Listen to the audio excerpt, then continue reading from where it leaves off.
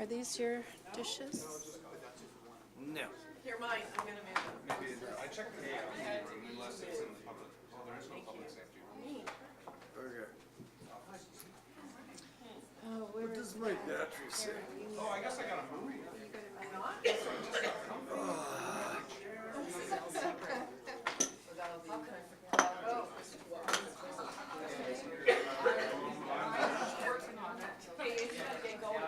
Why? um, Where do I sit? You sit right there, yeah? Oh, where I sit. Telling you, just gets me. Rough around here. Hey, sweet, I got a pen. Is that your pen? you can have it if you want it. I might need one because I just looked in my bag and I don't think I have one. Usually I steal one from Tara, but can I borrow it just to keep my? And do I have a printed copy of the agenda for my speakers list? Yeah. Hey, me either. Me either. I'm going over there somewhere apparently. 4.5 hours. Yay, sleep. Practice my hammer. I remember when I was like in my early 20s, I went to Orlando on a conference and they had one of those hammers with the bell, you know? You see all these big guys just wailing away on it, can't think, and I probably was like $1.60 at the time. And I step up to it, it's all physics, right? It's about you drop your ass when you drop your body and it's just the momentum hits the bell, right? It's all these big guys whacking away at it and not getting it to hit. Getting all frustrated, and then this skinny little kid comes up and smashes it, and it's like, boom! And the guy's just like, looks at me, because the guy who's running it obviously knows I know what I'm doing. Because it's like, and these guys are all looking at me like, I said, it's science. Okay. So, Give me my pin. I don't even know my pin. Oh, I do it there.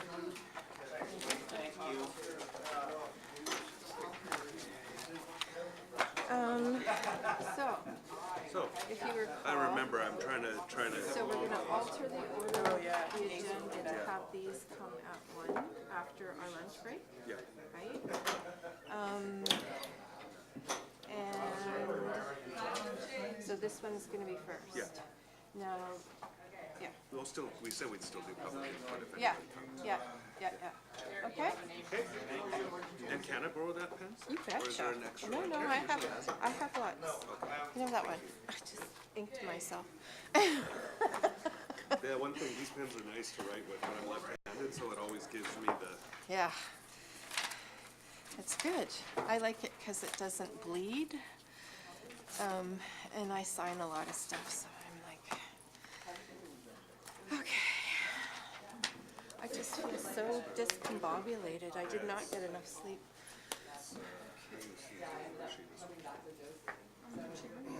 no, I'm just hanging out there. Oh, okay. Sorry, I don't have my picture, I'm already trying to be. Remember It's when I got anti-bullying day today. It's anti-bullying day today. Well, I gathered. Yeah, please do. Yes, I'm chair.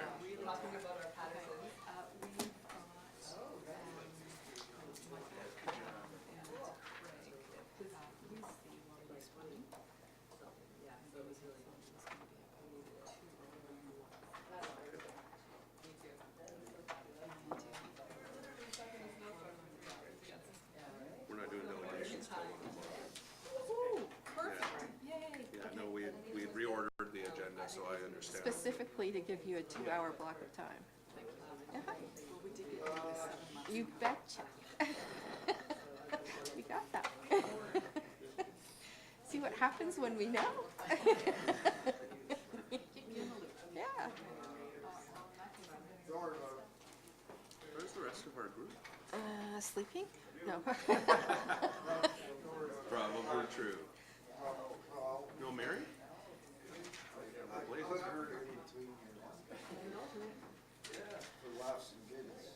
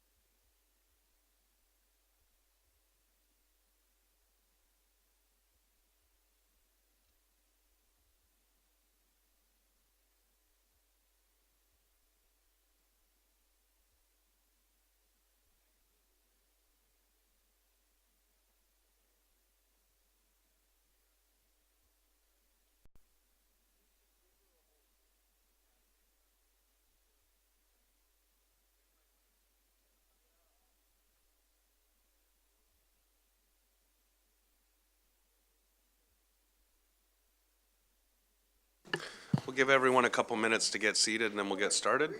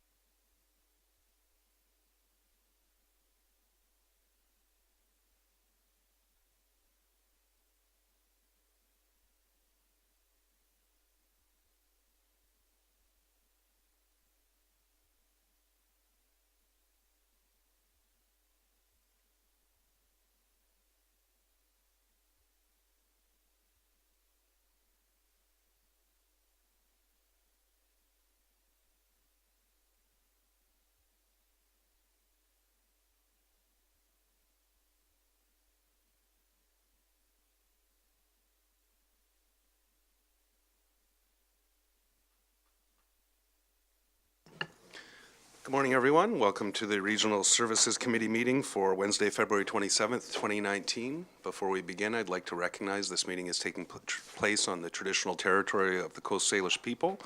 And with that, we'll get underway. We do have one small change to the agenda today. The delegations will be moved after the break. So when we reconvene this afternoon, we will hear from our delegations and we'll get through the rest of the agenda as we are able before the break. And to start the day, we will be hearing from the team on our water use plan. So with that, we'll get a motion to approve the agenda as amended.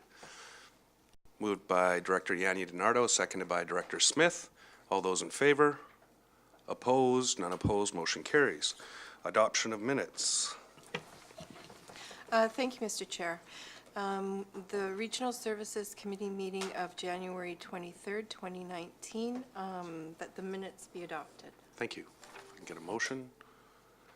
Director Salmon, seconded by Director Marsh. Any questions or comments on the minutes?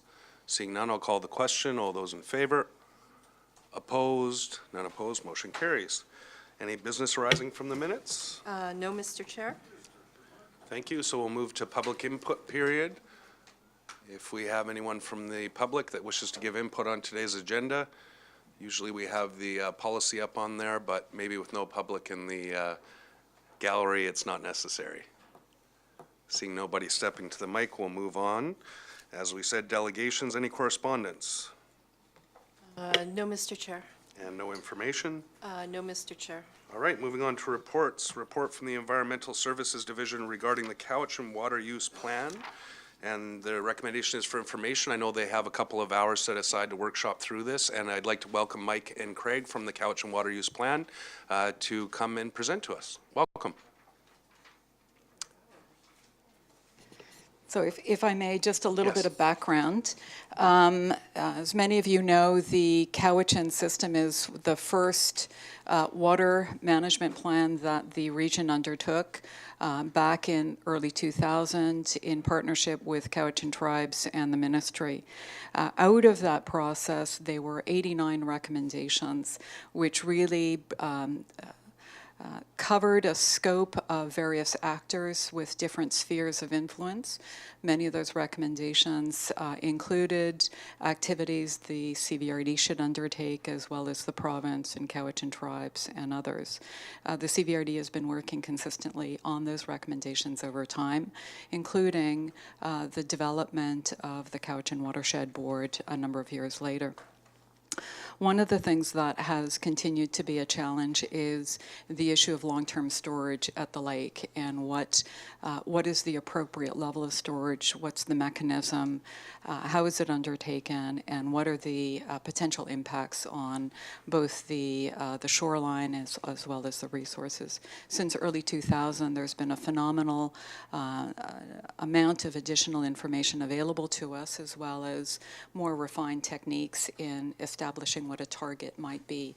And so about 2 years ago, the CVRD worked with Cowichan Tribes, the Ministry, the Cowichan Watershed Board, and Catalyst to source funding with federal and provincial support under the Clean Water Fund opportunity.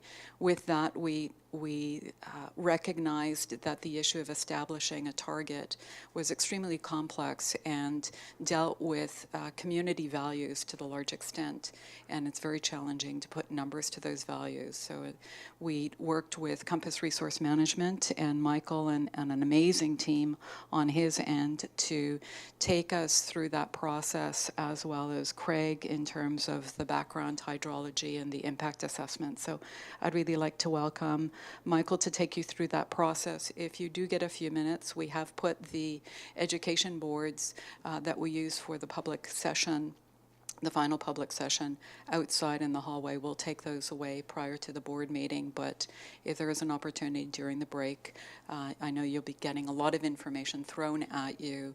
The material that Michael and his team presented, I think, is really succinct on those boards as well. So thank you.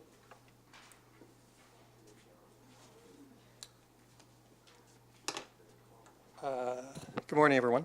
Thanks for having us here. Kate, where's my presentation? Is it? Oh, I can probably figure this out. Yep. You're on right there. Apologies.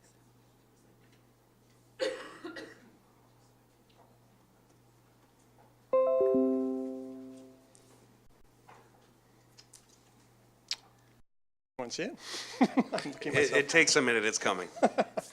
I'm just seeing the back of my head, which is in a flattering position. So,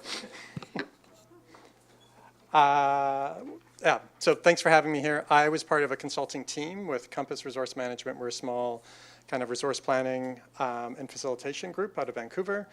We partnered with this work to support the community planning process with Kerwood Lydell engineers for water management and hydrology support. And we also partnered with a group called Ecofish Research, who are a specialty firm around environmental assessment around fisheries, aquatic systems. And so, yeah, so what I'm going to be presenting now is an overview of the public planning process, some of the insights, and where it landed, basically, in terms of the recommendations and the findings. So specifically, it was the Cowichan Water Use Plan public planning process. So I'll give, Kate already provided a little bit of an overview of the genesis of that, but I'll explain a little bit more. We'll talk a little bit about water management in the Cowichan watershed itself. Why are we here? Like, why are we doing a water use plan? What precipitated this in the first place? And then talk about the findings and the recommendations and discuss a little bit about the trade-offs that were debated and ultimately reached a consensus agreement amongst a public advisory group that was established to run through the planning process. And then I think then we're going to kind of transition into next steps. So given some of the recommendations that came out of this public planning process, what are the next steps and what are the implications for the CVRD moving forward? So, but we'll start basically just providing kind of a robust overview of the planning process. I see a couple of familiar faces here. So I gave an update to the board, it would have been about a year ago now. And so some of you might have been, at that point, we were just leading into kind of the final trade-off evaluation with the various groups who were on the public advisory group. Since that time, we also had a public open house, and we did like an outreach basically in the public to get feedback before we kind of had our last meeting. So the backdrop of all this is water management, and in particular the weir that was built by Catalyst Paper way back in the 1950s. As you can see here, it has many different kind of aspects to it that Craig's going to talk to a little bit. But there's a weir, there's a boat lock, and there's floodgates, and it's served the community well over the last 60 years. But it doesn't so much anymore, and that's because it was originally built for different purposes than what it's being used for right now. And so it just doesn't have the capacity and the storage to be able to provide the same benefits as it once did, because there's less water coming into the system basically in the summertime. Basically the snowmelt, the snowpack conditions and climate change are having a huge effect on it. And so it wasn't designed for that purpose, and therefore it's kind of not fulfilling the objectives that it's currently being used for. So as I kind of mentioned, the water management system and climate change is the key driver that has resulted in about a third less water coming into the Cowichan Lake in the summertime flows since the 1960s. So for those of you who are more familiar with it, maybe live up in the area or recreate down the river, about 8 out of the last 15 years have been drought summers, which have really led to challenges for the management and how water is released through that system. So they can't put down the desired target flows that they would otherwise. They've had to scale back flows at time, which has had impacts on recreation, it's had impacts on fish and productivity of the system. In 2016, some of you may be aware that lake levels were dropping so low, and it was still, halfway through the summer that Catalyst mobilized a whole bunch of pumping stations, and they installed a whole bank of pumps up on the weir itself in order to kind of pump over the weir and get water running down the river so that there wouldn't be huge impacts downstream on fish and the aquatic systems downstream. Fortunately, there was the rains came early that fall, so they didn't actually have to pump water out for any extended period of time during 2016. But all that to say that it was a bit of a harbinger of things to come. And that condition will be much more common in the future as climate change continues to have kind of worsening effects. So climate change, the drying trend is expected to worsen in the coming years with much smaller snowpacks and longer, warmer, drier summers by the 2050s. So we use climate change forecast to kind of predict what would the spring flows and summer flows be in the future. And using 2016 as a bit of a marker, which was a particularly dry year, that'll be kind of like the average inflow conditions in the future. So it was maybe an outlier year that it was represented a drought, like 2016 maybe only happens once every 10 years or so. In the future, it'll be the average flow conditions. So that leads us to the point that we're at a critical point on how future water resources will need to be managed between river flows, lake levels, and potentially building new infrastructure to store more water. So again, why? So what's at stake? So the recent forecasts, climate change predictions basically by the 2050s, and I should mention, Craig will touch on this, but it may be quite a bit sooner than 2050s. There's more recent climate change forecasting that we didn't have available to us when we started this process about 1.5 years ago. So those are even worse conditions than what we were using. And so it may not be the 2050s, it may be in fact sooner than that, so the 2040s, just to kind of bear that in mind.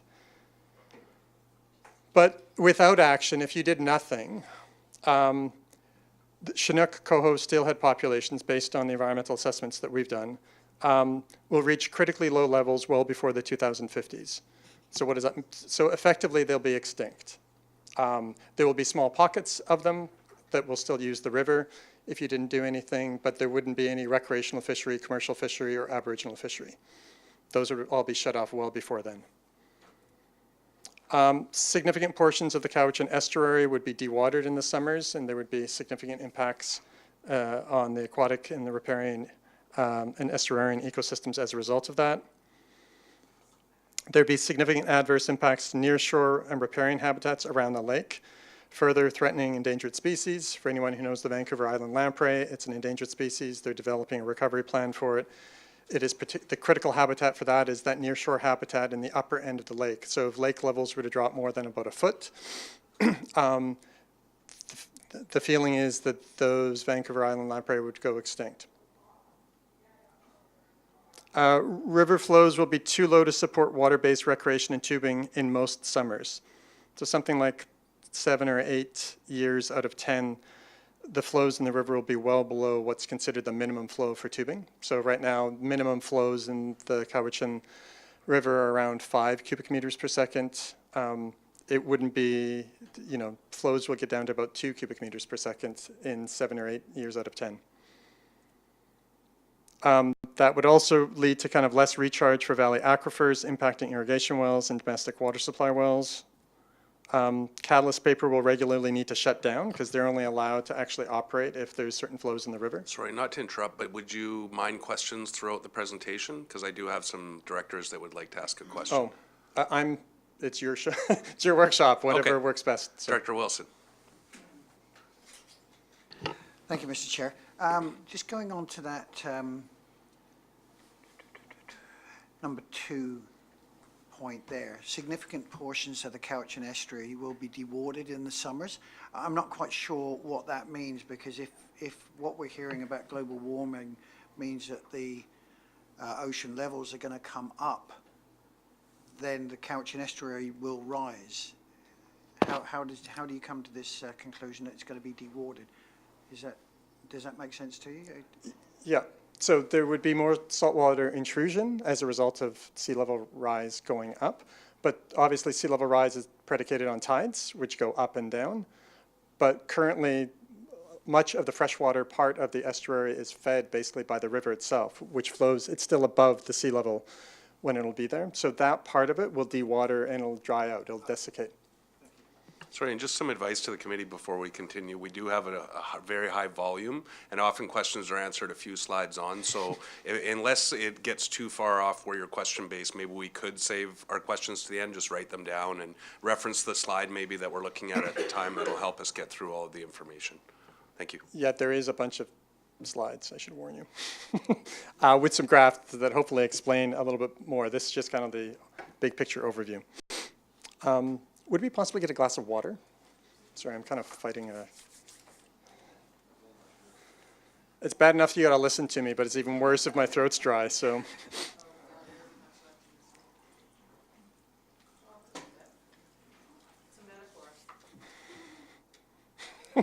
Yeah, that would be somewhat ironic, yes.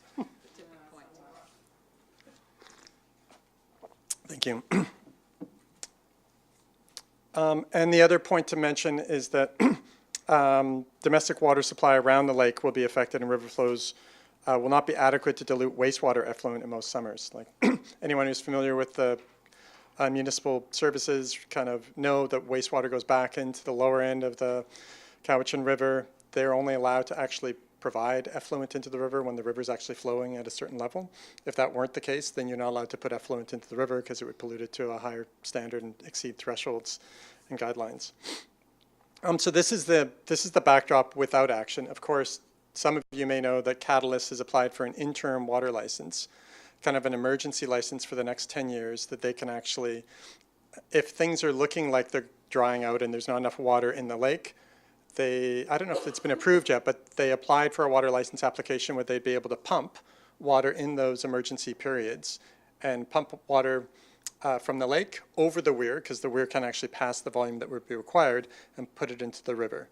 So Catalyst is fully aware of this situation, and they've kind of set up a system to try and do emergency procedures when needed in the future. However, that's, that's kind of a stopgap measure that can be done and will be needed to be done over the next 10 years. But it's not a sustainable long-term kind of strategy for how you move forward, because as we'll see, even that will have significant impacts on interests when you're pumping and providing river, augmenting flows down the river. Lake levels will be drawn down more quickly, well below what historical low levels in the lake have ever been in the last 60 years. So there's trade-offs, I guess, is this all kind of pointing to.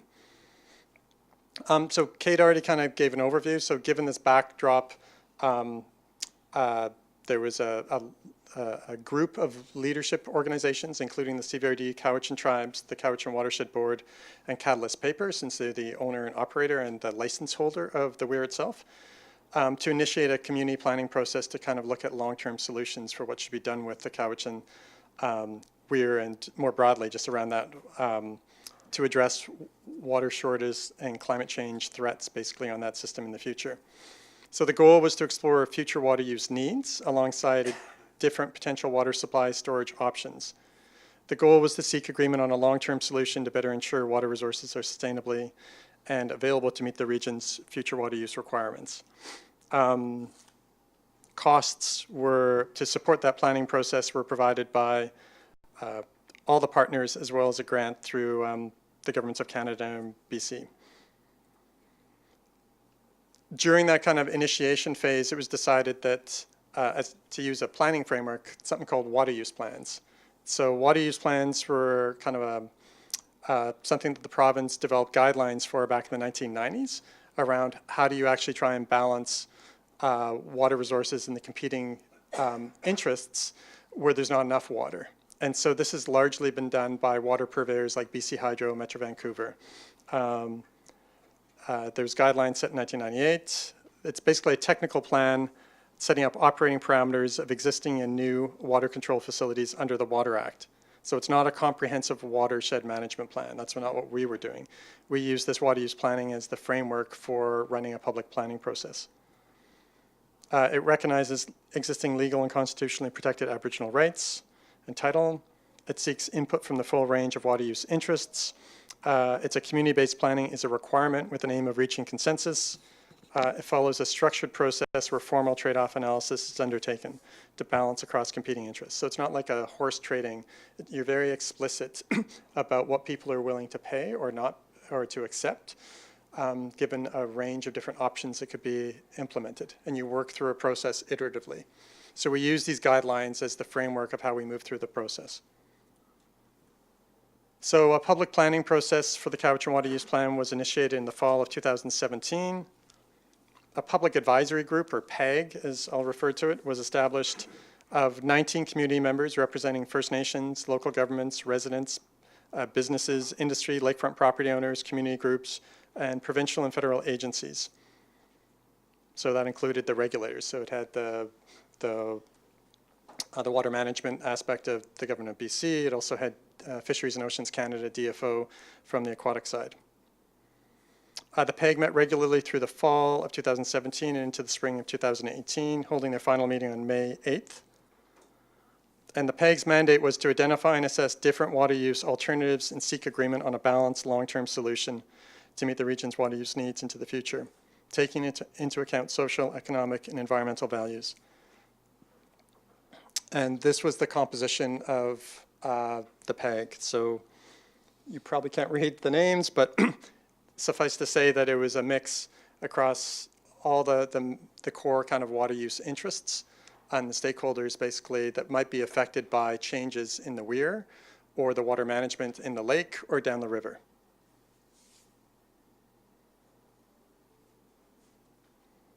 The scope of the planning was kind of limited to water use associated with potential changes in lake levels in Cowichan Lake or potential changes down the river. It was based on a future hydrology in the 2050s, because that was the best future data set that we had at the time, which included climate change in terms of considering hydrological changes. The scope of options was constrained by those issues that could be ordered under a Water Sustainability Act, which means it could change the roll curve on the lake, so it changes flows released down to the Cowichan River. It could make recommendations on changes in spring and summertime water levels. And it could potentially make recommendations on new infrastructure to store more water in Cowichan Lake. So that could be weir modifications, a permanent pump station, et cetera. And now I'm going to turn it over to Craig, who's going to give kind of an overview of the hydrology and the water management that set the basis of the planning. So Craig, do you want to? And so you just have to push there. Thanks. Great. Thanks, Michael. As Michael mentioned, my name's Craig Sutherland, and I'm with Kerwood Lytle Associates, an engineer and a background in hydrology. So as David mentioned, I'm going to go through sort of just a background on the hydrology of Cowichan Lake and talk about sort of how the Weir and water's managed currently in the system, and then looking forward, what are some of the impacts because of climate change on the inflows, and a little bit on what that means in terms of water availability.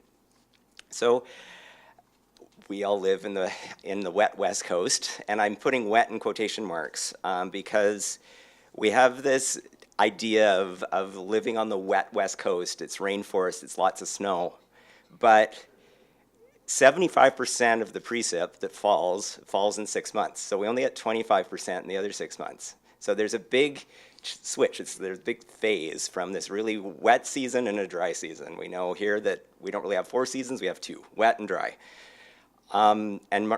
So in the summer, so summers in this case is sort of that period from late spring into early fall.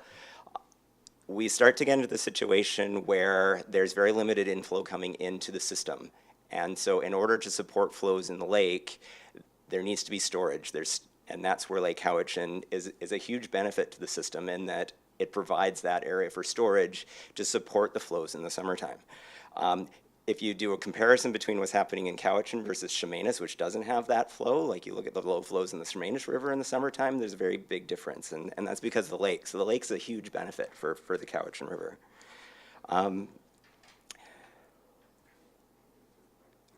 However, things are changing. So based on that, this data is based on historical data, and there's been about a 33% decrease in the inflows into the lake in the period from the 1960s to the last 10 years.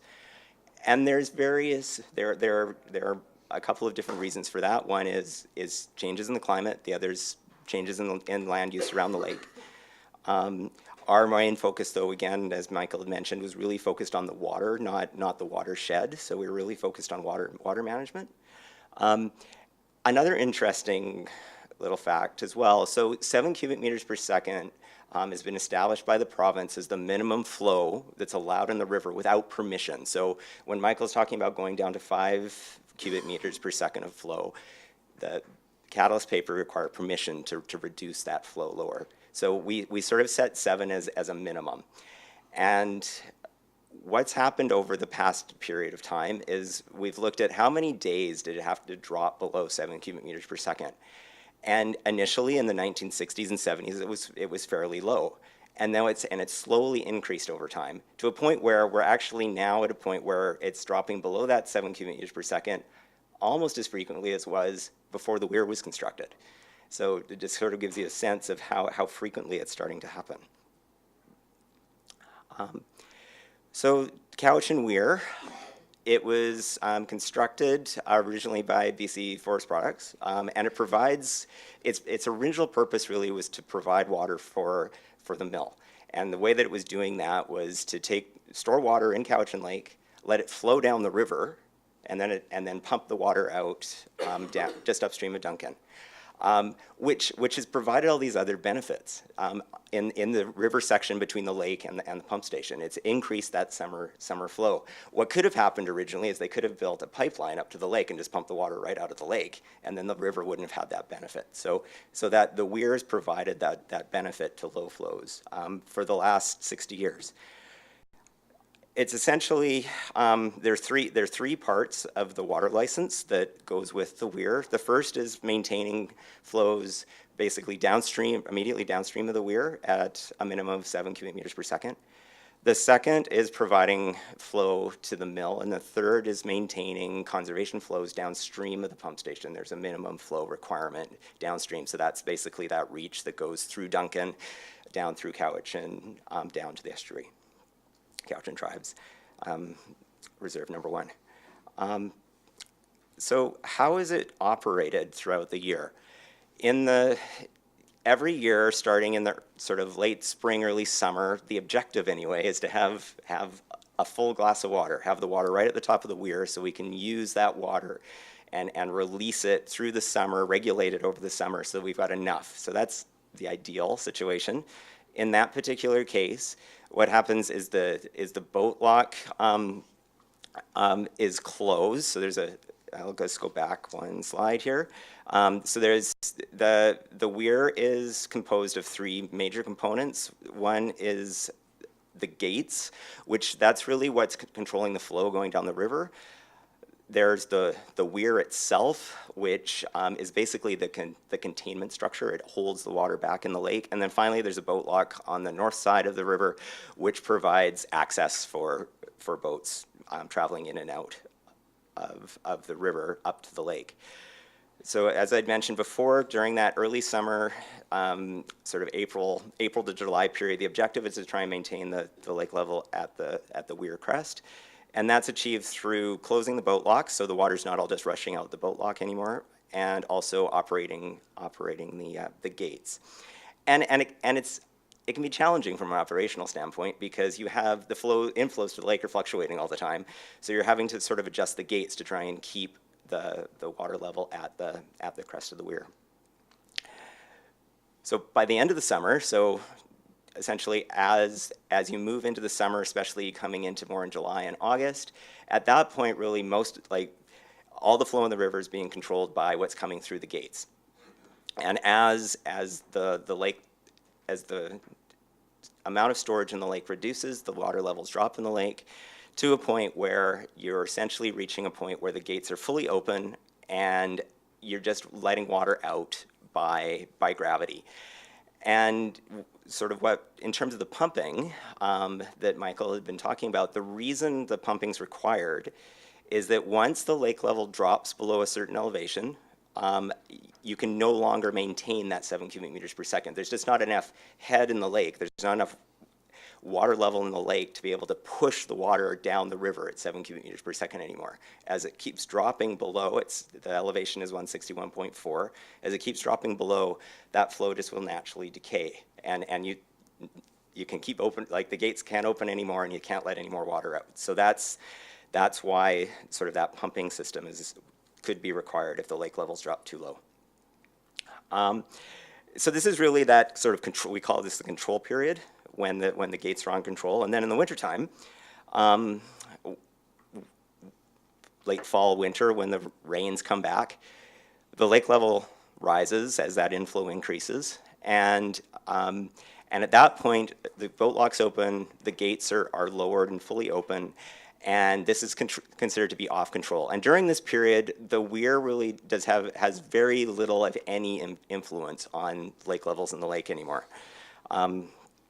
And the reason for that is because downstream there's a constriction as the river narrows, as it goes through approximately where the Greendale Trestle is. The river narrows, so at this location the river's quite wide, and as it narrows up, that's really where the relationship between the water level in the lake and the flow in the river is controlled by, which is downstream of this point. And as you can see in this picture, there's no, if the weir were to be influencing the water levels like it is in this picture over here, or on the picture on the left, you'd see a water level drop over the weir, and there really isn't one.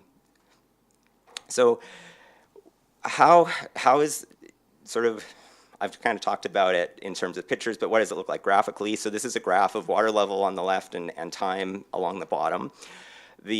So during that period up to currently it's April 1st is the earliest that the gates can be operated.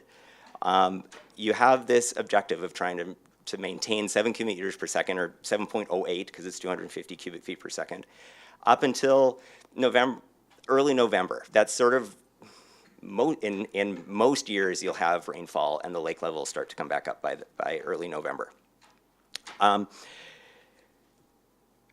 So a few years ago, the rule curve was adjusted, and the reason for that was in order to sort of be able to achieve the 7 cubic meters per second.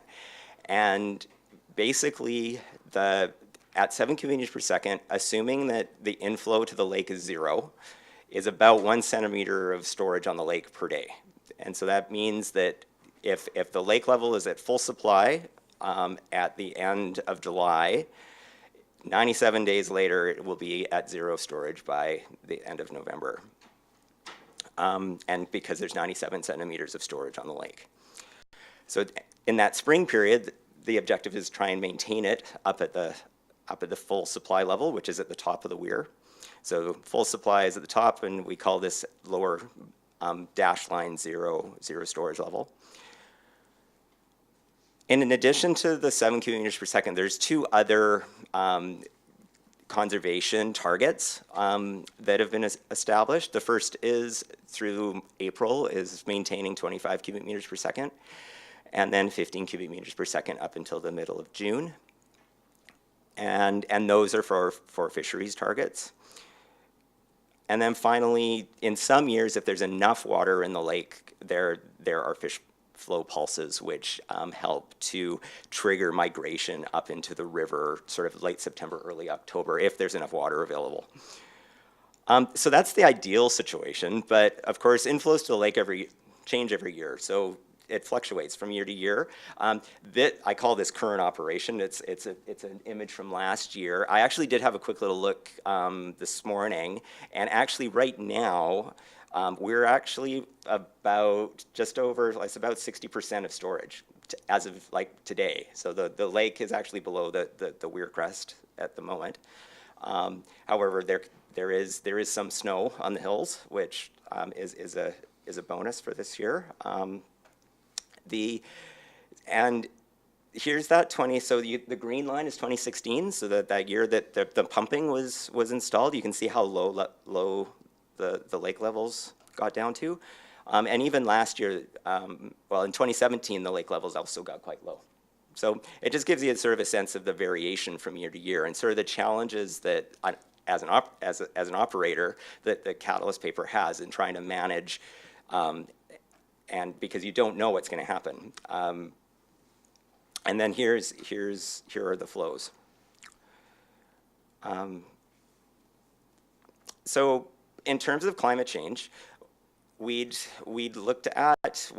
through discussions with the TAG, we sort of established that 2050s was a good target to plan towards. It was also happened to be the data that was available, so that was good.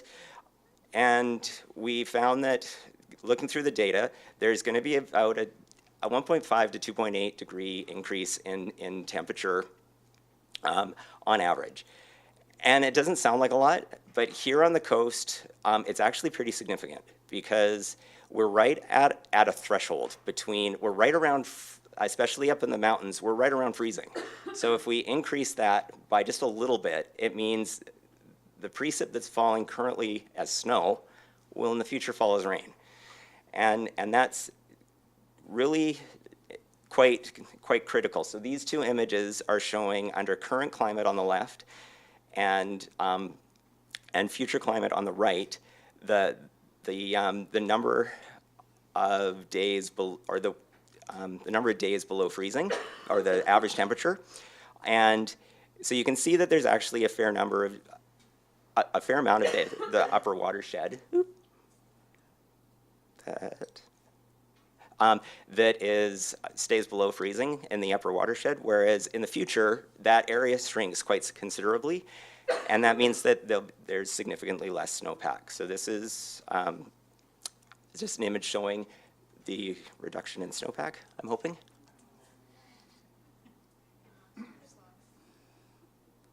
There we go. So currently the image on the top is the current snowpack, modeled snowpack, and then you can sort of see that reduction. Craig, can you go back just to the one that showed the back one, Yeah. that one? I just want to make sure that this is why we're here, basically. So the average wintertime temperature in the Alpine, as you can see the dark blue, means it's below freezing. So the average winter up in the winter, it's freezing. So anytime it precipitates, it's snow. And that's great, because it actually provides a lot of storage throughout the spring, right? When the snow is melting, that's a great storage rather than the lake, right? The lake benefits from that because it's constantly being refilled. In the 2050s or before, based on the more recent one, you can see that the average wintertime temperature is now not freezing, it's not blue. So there's a couple of pockets, right? But you can just compare the amount of blue there, when it precipitates in the wintertime, where we are now is the blue, which is you have a huge volume and area of snowpack. In the future, you don't, which means, as you'll see, that we don't have the benefit of that snowpack as a huge storage reservoir throughout the spring and early summer in most years. That's what's changed here. Like that one picture should be the poster child for why we're here. Thanks, Michael. Yeah, so as Michael mentioned, sort of that change in the temperature, right, going from below freezing to above freezing is really having a significant impact on the snowpack, and thus the storage in the watershed rather than in the lake of water. So these are just a couple more images. This one's sort of really telling in terms of that change in the average amount of snowpack between now, which is the black line, and the future. So it's about 80% reduction, which is significant. On top of that, there's also less summer precip, so sort of double whammy. And what does that mean? Well, in terms of flow into the lake. So as Michael had mentioned, currently you have snow falling in the mountains, and that snow is a wonderful storage. It's storing water up in the mountains that then releases as it melts, preferably slowly, but not always, over time, so that you're having this slow inflow into the lake in the spring. In the future, it's essentially the same amount of rain, give or take, or same amount of precip, but it's now falling as rain. So it just runs right off and runs through the lake, down the river to the ocean. And we can't, because we can't store it. It just flows right through. So that's the other part of the story, is that there's less snowpack, there's less storage, and because you're not getting that spring inflow, and which is showing up in the modeling results as well. So the blue, green, and purple lines are sort of historical inflows to the lake, and the red line is the future projected inflow. So it's a significant drop in the spring, and as well as into the summer is lower as well. But this spring is really important in terms of inflow. It means that water needs to be stored for a longer period of time. And in order to maintain flows over that longer period of time requires more storage. So that's essentially in terms of the brief story. So, and this kind of shows it again graphically. So the line is showing on average sort of that 1 centimeter per day drop in the lake level currently. In the future, it's shifting forward in terms of the date when the water level starts to drop in the lake, and it's about 8 to 12 weeks. So requiring an additional time, essentially of 8 to 12 weeks to support flows in the river, and that requires storage of some kind. And that's where sort of the water use planning process was to go through where is that storage going to come from. So it's almost like you're adding a summer onto every year that lake has to provide water for the river now, or in the future, by the 2050s. 2050s. You're adding 8 to 12 weeks, which is about the summer length now, 97 days, more or less. Yeah. For the 12 weeks, so. Yeah. So quick summary, so higher temperatures, less snowpacks, less spring inflow. Also, in addition, higher temperatures in the summer is greater evaporation off the lake surface.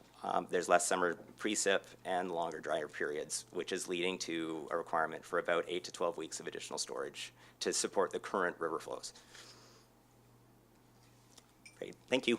It may make sense to ask questions here just around Yeah, the if- hydrology or the water management.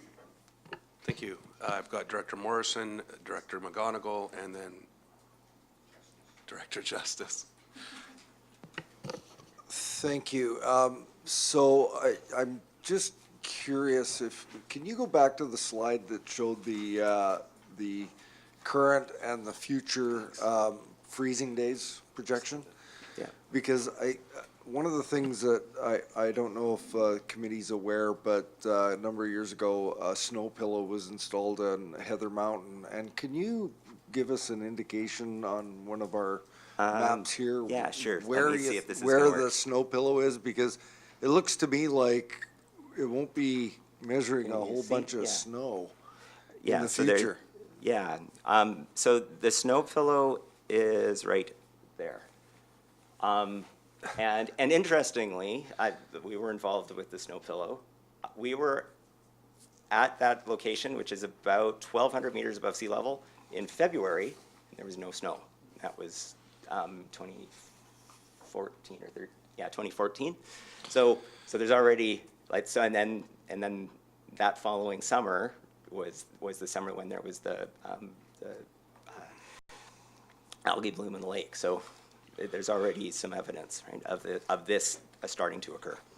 Follow-up, Director Morrison? Yeah, and a quick follow-up, and you didn't specifically touch on it, but I seem to recall, and it was either in the meeting last year or one of the other events, when you're talking about the climate projections and them looking pretty stark and scary, was there not an attempt to not use the most dramatic climate projections, but a more conservative approach to the climate projections, and those still ended up being fairly scary and dramatic? Yeah, so Michael sort of touched on that a little bit. So the data that we had available to us, it was the International Panel on Climate Change, the IPCC, about every 5 or 6 years put out another set of data. So the set that we used on is one previous from the current.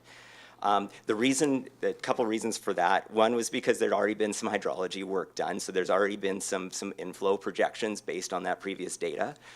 So we wanted to just use those. The newer projections are actually worse than the ones that we had used. So it is, we kind of felt like they are, they're maybe not even as conservative. So like Michael was mentioning, the projection is for the 2050s, but it could be sooner. Thank you. Director McGonigal? Thank you, Mr. Chair, through you, if I may. In relation to the reduction of 1 centimeter a day in storage during the summertime, that is including evaporation, I take it? Yes. So moving forward with an increase in temperature of between 1.5 and 2.8 degrees, that reduction would be increased from 1 centimeter, including the evaporation in all likelihood? Yes, it would be. So, Yeah. so the storage could be impacted further by the increase, if I'm not mistaken. Yeah, that's right. Yeah, so it would be impacted further because of the increase in evaporation. That was accounted for in the modeling that we did for the future, so it's included in the analysis.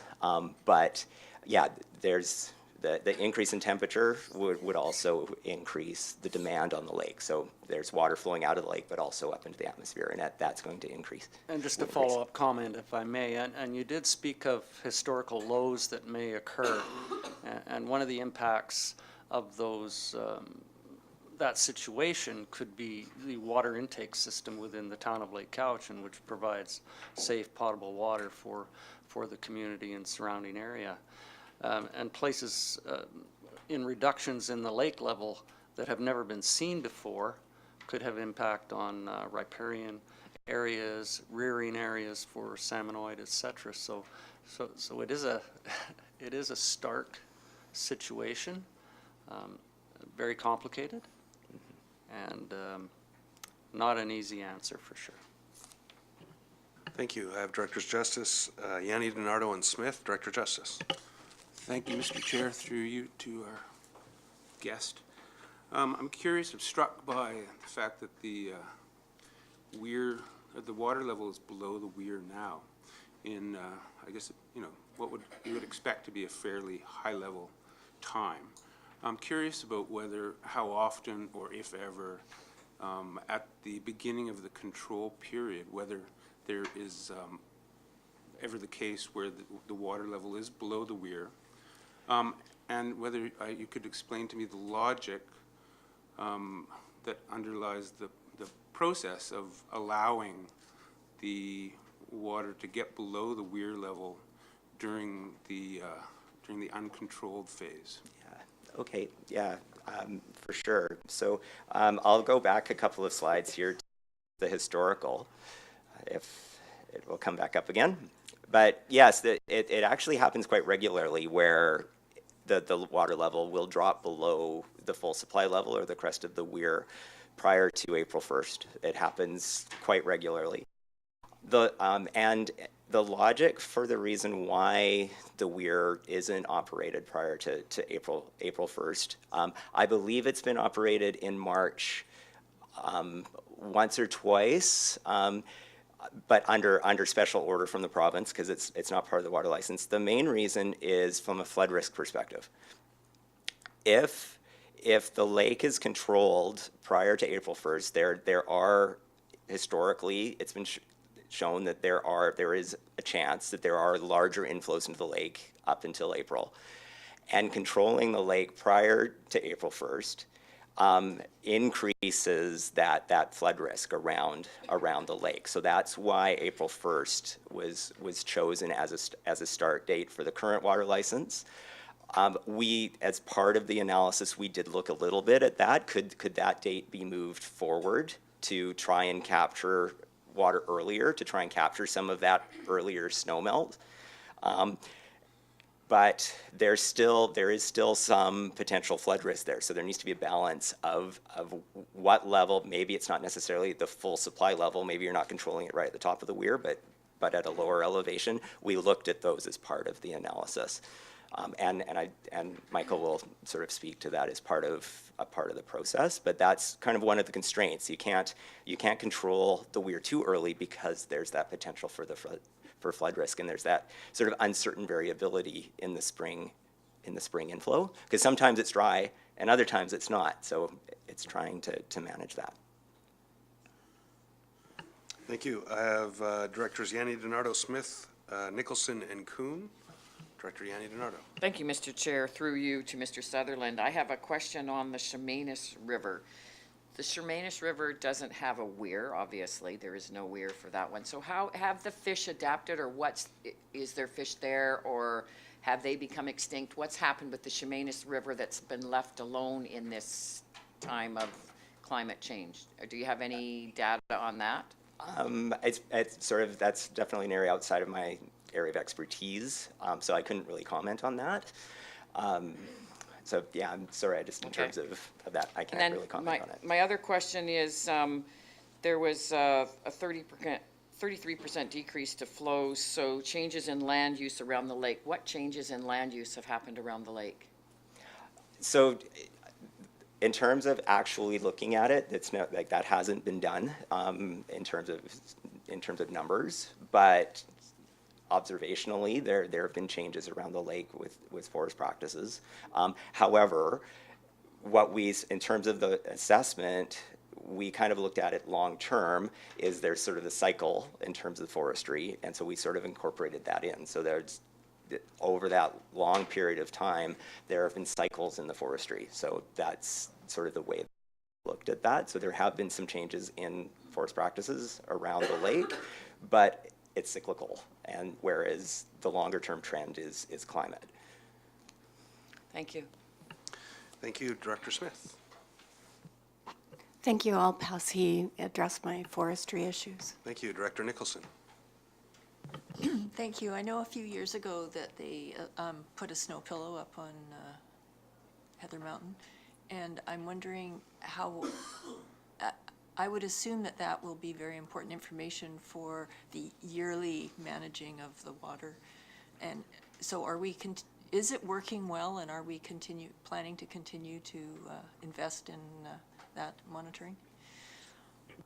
So in terms of the data, it's invaluable in terms of water management. It provides a very invaluable service, and a data set that can be used in the seasonal operation, year-to-year operation of the weir. It sort of gives you an indication of what's in the bank, as such, what's up in the mountains, how much water is available. And there are tools available to be able to sort of predict and forecast how much based on that snow pillow, how much water is available additional to the storage in the lake. In terms of its operation, I'm not 100% sure. I haven't been up there for several years because we were involved with installing it. I know from a few discussions I've had, it seems to be operating fine. There's probably some adjustments that need to be made, but I believe it's working well. But again, I don't have enough background to provide full comment on it. Thank you. Director Kuhn, then Director Marsh, and then back to Director Yanni DiNardo, and then we may be able to get back on. I'd like to get back to the control period. That issue has come up a few times where in the late winter or early spring, we have a decrease and it goes below the weir level. And you were talking about the danger of having a flood event if the control period is started too early. I cannot imagine, and I don't know what you're talking about with flood event, but I cannot imagine that if the control period gets, let's say, shifted into end of February or March or whatever, that there would be such a rain event that the water level would actually go to the high water, the winter high water. And if that isn't the case, and I'm quite sure that wouldn't be the case, it wouldn't go that high. Where's the reluctance of letting it go that high if it ever did happen? Because the people at the lake are used to getting the water that high in the winter. So now let's say it happens in February, early March. I don't know how much of a protest there would be if it did go to that level again in March, because we're used to it. I mean, I'm a lakeshore property owner, so I know where the level goes. And well, if it went that high, let's say end of February, which I'm not used to, but hell, it's not the end of the world. So where's the big problem there? Yeah, so I think part of it was just in terms of the analysis that we carried out for the future had a relatively short data set. So in terms of looking at the risk, we didn't have a big data set to look at for future. But yes, in terms of compared to like November, December, January period, the inflows, at least historically, are lower. Those peak inflows are lower. I think there was maybe some concern around sort of inundation versus potential like flooding of homes, or would the water level come up over in terms of into properties. But through the process, we did look at, well, is there maybe a potential, rather than trying to maintain it right at the full storage elevation, could we maintain it at, say, maybe around where the water level is now, say around half, or maybe a little bit higher than that, just so that it doesn't drop too low, so that we can, because we can bank on there being some inflow, some rainstorms in the spring, usually. So can we bank on those to try and bring the lake level back up again in that later spring or early spring period? So that we did look at that as part of the analysis. So yeah, and I think that would actually be important, because we're always banking on that spring rain. And so far, we haven't been very much disappointed. But if it ever did happen, that the spring rain is, let's say, substantially less, we'd be in a hell of a mess coming early summer, because there's no more water.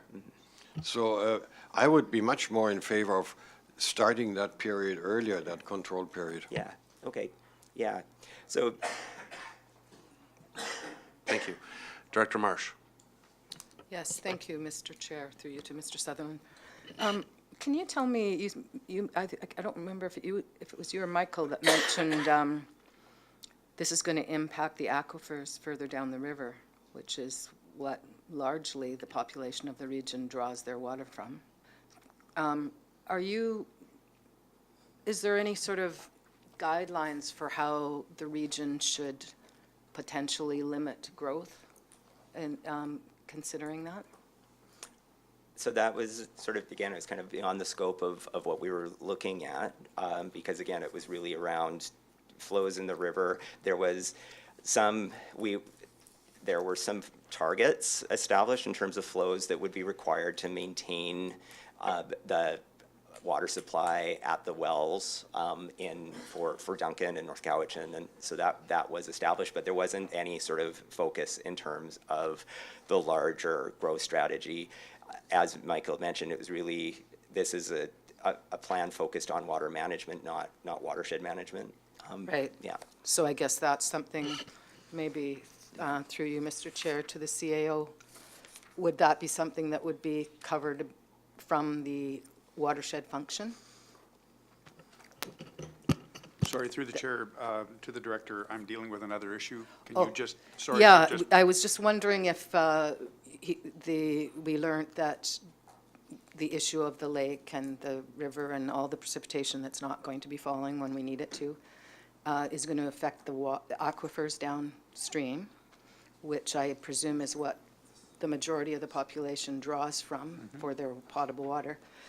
And I wondered if we're going to have some guidelines around the amount of growth or potentially limiting growth in order to not run out of water.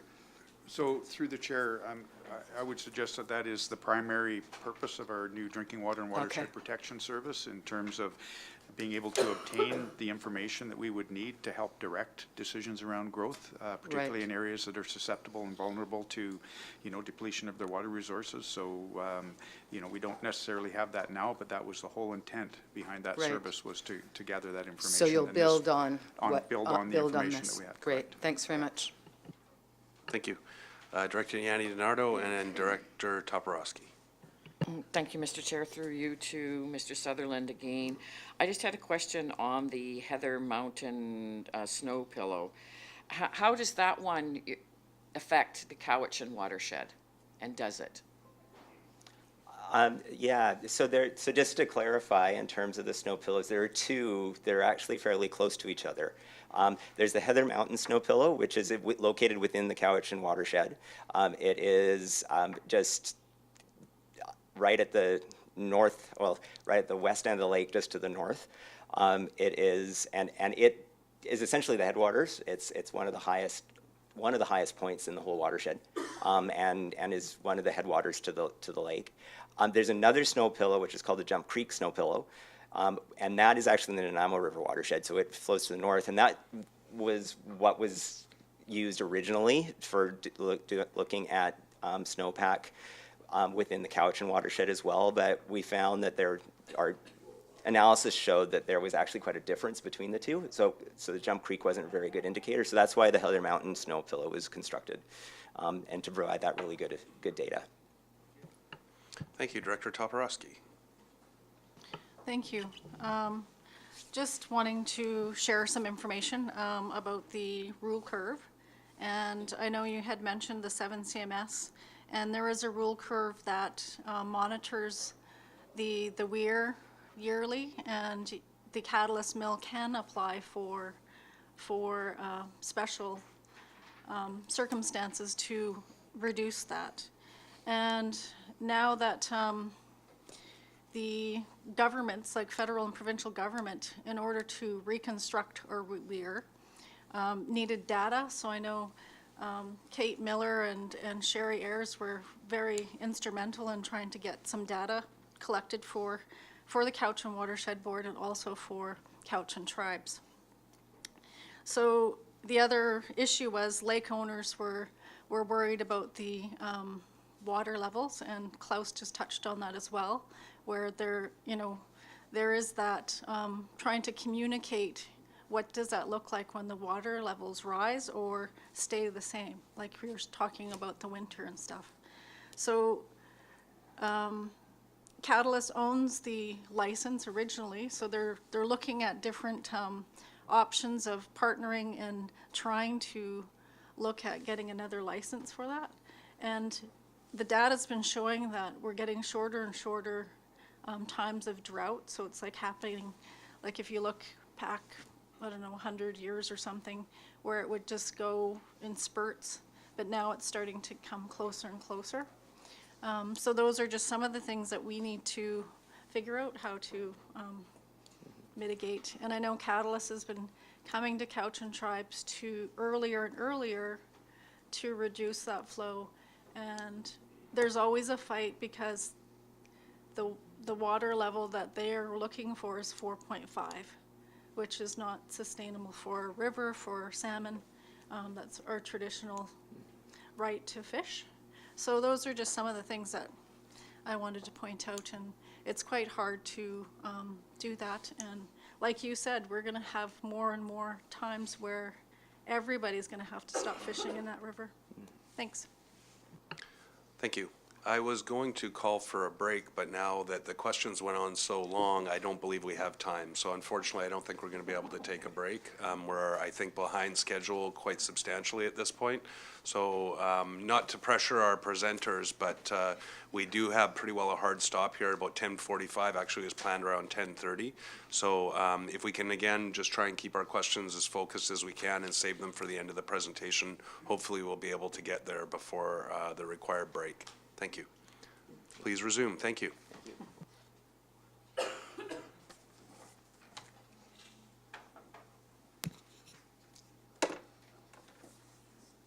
So what we've heard for up to this point is really what are the issues and what's the problem. So what I'm going to focus on now is what's the solution in terms of, imagine that you were a group that was charged to actually look at all the options and work your way through to try and come up with a balanced solution for the future. And that's exactly what this public advisory group did. So, I mean, you have good context now for what they were kind of grappling with.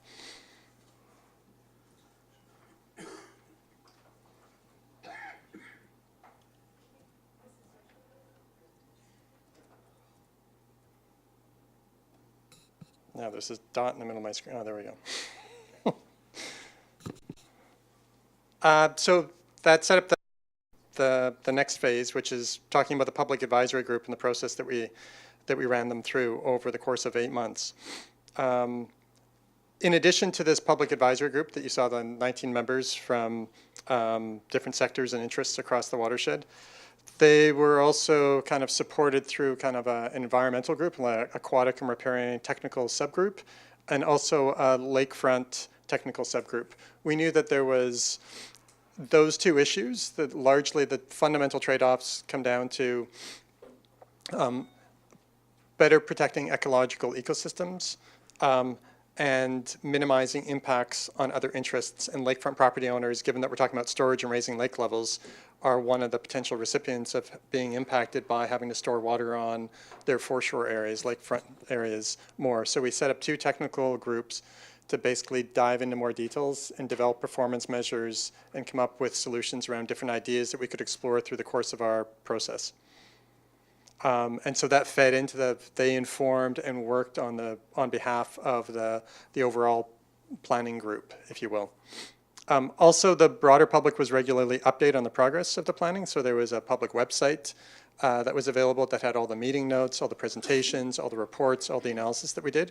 So anyone who was curious enough and wanted good bedtime reading, they were more than welcome to actually follow along with the process.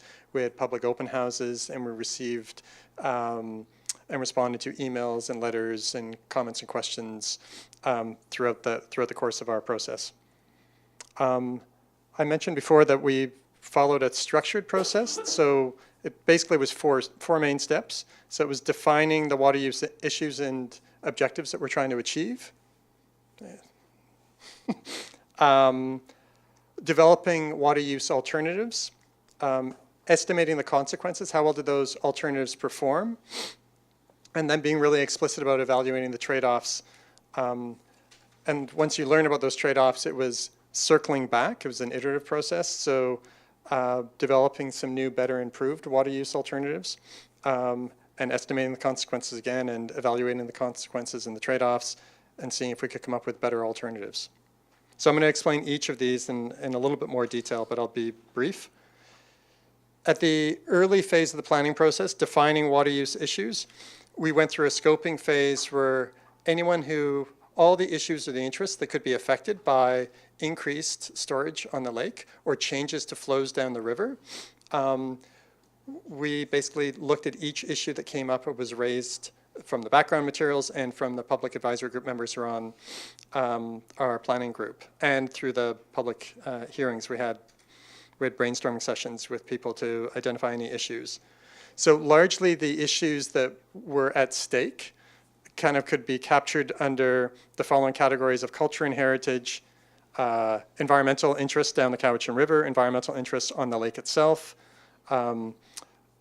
issues surrounding water use and water demand around industry and commercial, issues and interests around lakefront properties, and issues and interests around municipal governments in terms of wastewater supply, water supply around the lake, water supply in the river, and in the aquifers.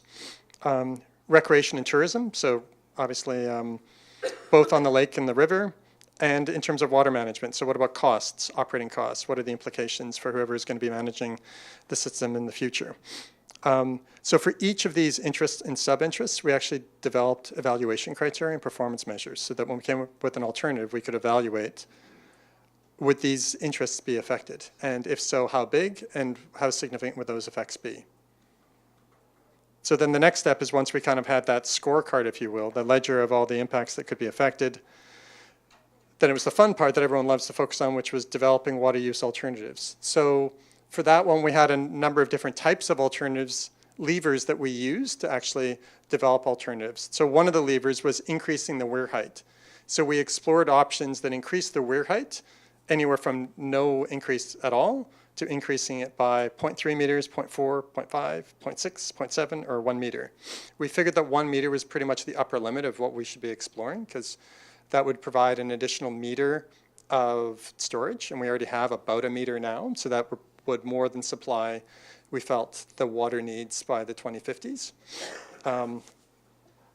The other lever we kind of looked at is, well, what if you didn't raise the weir height as much? So maybe you raise the weir height a portion, but what if you set up a permanent pump station or temporary pumps and you pumped out water? So you can look on this chart here. It's what about drawing the lake down below its historical low levels? Right? So there's water there, it's viable, it's more mechanical, it's less sustainable, but we explored that. So we explored regularly drawing down the lake instead of increasing the weir height by as much as like 6 inches or 0.15 meters, 0.3, 1 meter, or 1.5 meters. And then the other kind of lever we had at our disposal is putting more water down the river at certain periods. So during the control period, if you don't put as much water down the river, then you hold more water in the lake, and that allows you to use it later in the year, later in the summer in this case. And then the last one speaks to Klaus's point is, Councillor Justice, was what if you change the timing of when you started the control? So rather than April 1st, what if we built an alternative that started on March 1st, or what about February 1st? What are the implications, and actually doing an assessment of the risks associated with that? So these were all the variables, and we mixed and matched them together as we explored the different options. So, and as I said, we know that we're not very good at coming up with solutions first cut, so we developed some alternatives in the first round. Some of them worked well, some of them didn't. For the most part, we learned that, okay, we don't want to go down that road. So in the second round, we developed some new alternatives, and we carried some from the first round forward. And then in the third round, again, we developed a whole bunch new alternatives. So as we learned about the trade-offs and where there may be opportunities for compromise and the willingness to accept some of the options, we would go around, do more analysis on those new ideas. And so when it came to the last round, the third round, really the criteria that we were designing new alternatives around were largely related to avoiding any increased lake levels during the spring flood events. Note that there will still be flooding, just no increased risk over current conditions. Limit the increase in the weir height to below where there would be impacts on property rights for storing water for portions of the spring and summer.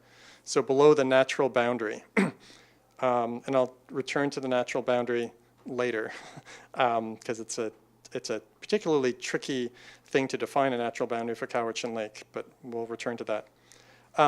Limit drawing down the lake below about 0.2 meters.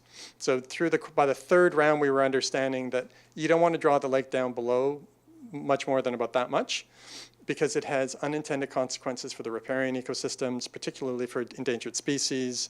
Aesthetically, it's not particularly nice for recreation when you've got this scar, this bathtub ring all the way around the lake. There's other unintended consequences on lakefront property owners in terms of potential for increased erosion. You know, their docks would not have as much water, basically, for their boats to get access. So we basically tried to limit those alternatives to no more than about an 8-inch drop.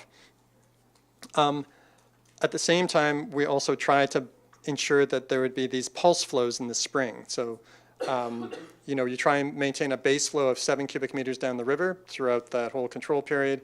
But in the spring part, you want to provide 15 or 25 CMS flow. And it's really important to do that. There was one year that they didn't do that, and the coho population crashed that year. You lost 85% of the cohos that were going out of the system, that they didn't survive, and they didn't survive because there wasn't the food for them to reach the perimeter areas of the river. They were also more susceptible to predation from other predators, and they got ate. So just think about that. When you don't provide those pulse flows in the spring, you lose about 85% of your salmon stocks that want to get out of the system and go return to the ocean. And so we tried to build that in as much as you can. And we wanted to avoid river flows dropping below 5 CMS during kind of critical summertime droughts in the future. 5 CMS was kind of the target that we would avoid at all costs if we could. So then, once we had the alternatives, then we would estimate the consequences. And so we developed a model that provided hydrology, basically. We had a 10-year data set in the future, and we would run those data years, basically, through our model, and we'd be able to predict how much water was available to put down the river and what that would mean in terms of lake levels. And we would do that for each of the alternatives, and we could calculate our performance measures from that. And so we developed these tables called consequence tables, and they were color-coded, and you could actually, you don't need to know what this, it's a very colorful slide. You don't really need to know, but suffice to say that all the interests that we're tracking in terms of measuring are a row there, and all the columns on the far right were the alternatives we were reviewing. And you could highlight any of the columns, any alternative, and compare the performance relative to all the interests that might be affected. So green would be that that alternative was better, red would mean that it was worse. And it was just, because we were trying to balance all these competing interests sometimes, we needed some tools so that you can kind of look at the big picture of like what are the trade-offs at a broad perspective and get a sense of which alternatives sucked, which ones were worthy of improvement and continuing to move forward with. And then we also did supplemental analysis to try and help provide more context to some of the numbers that we were calculating at the same time. So we did do some spatial analysis of both flood risk and in terms of inundation, of how much, if you have a higher lake levels, how much water would be stored for how long on lakefront areas. So we did some assessment of that.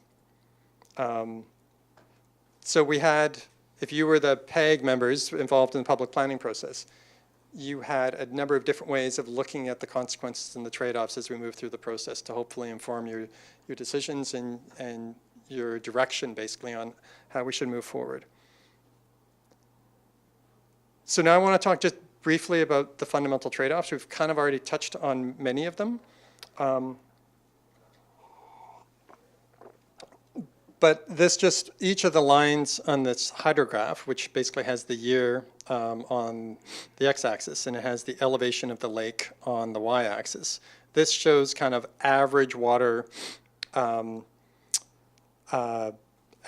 conditions, basically, in an average year for each of the alternatives.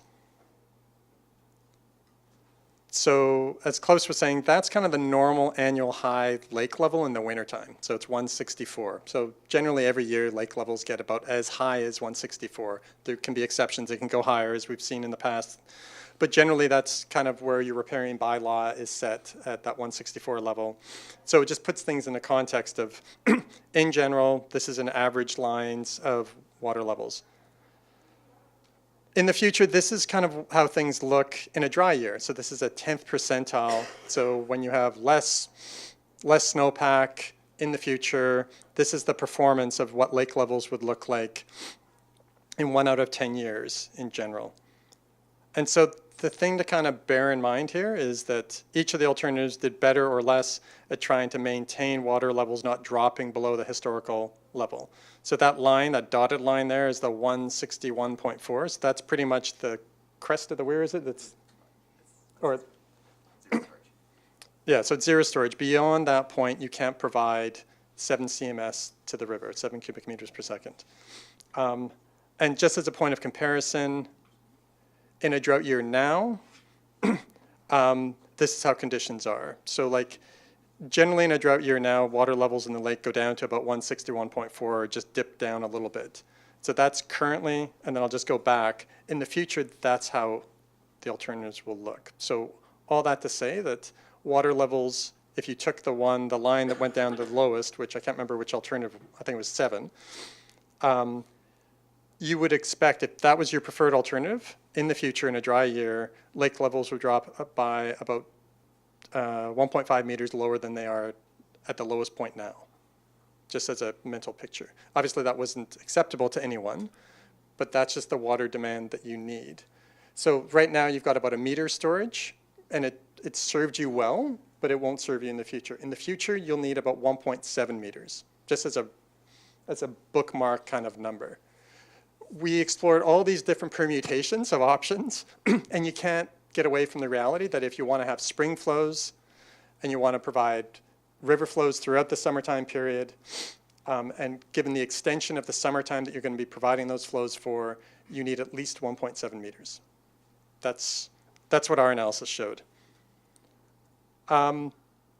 Here's flows down the river of the different options, and I only show this to kind of point out that some of the alternatives couldn't provide those minimum flows of 5 CMS, and they certainly couldn't provide 7 CMS in kind of drought conditions. You can see some of the alternatives, they would try and store water as best they could, and then they would just crash, and and they crashed down to about as low as 2 cubic meters per second, which obviously would devastate any kind of interests on the river. The other thing to point out is that, here I am again.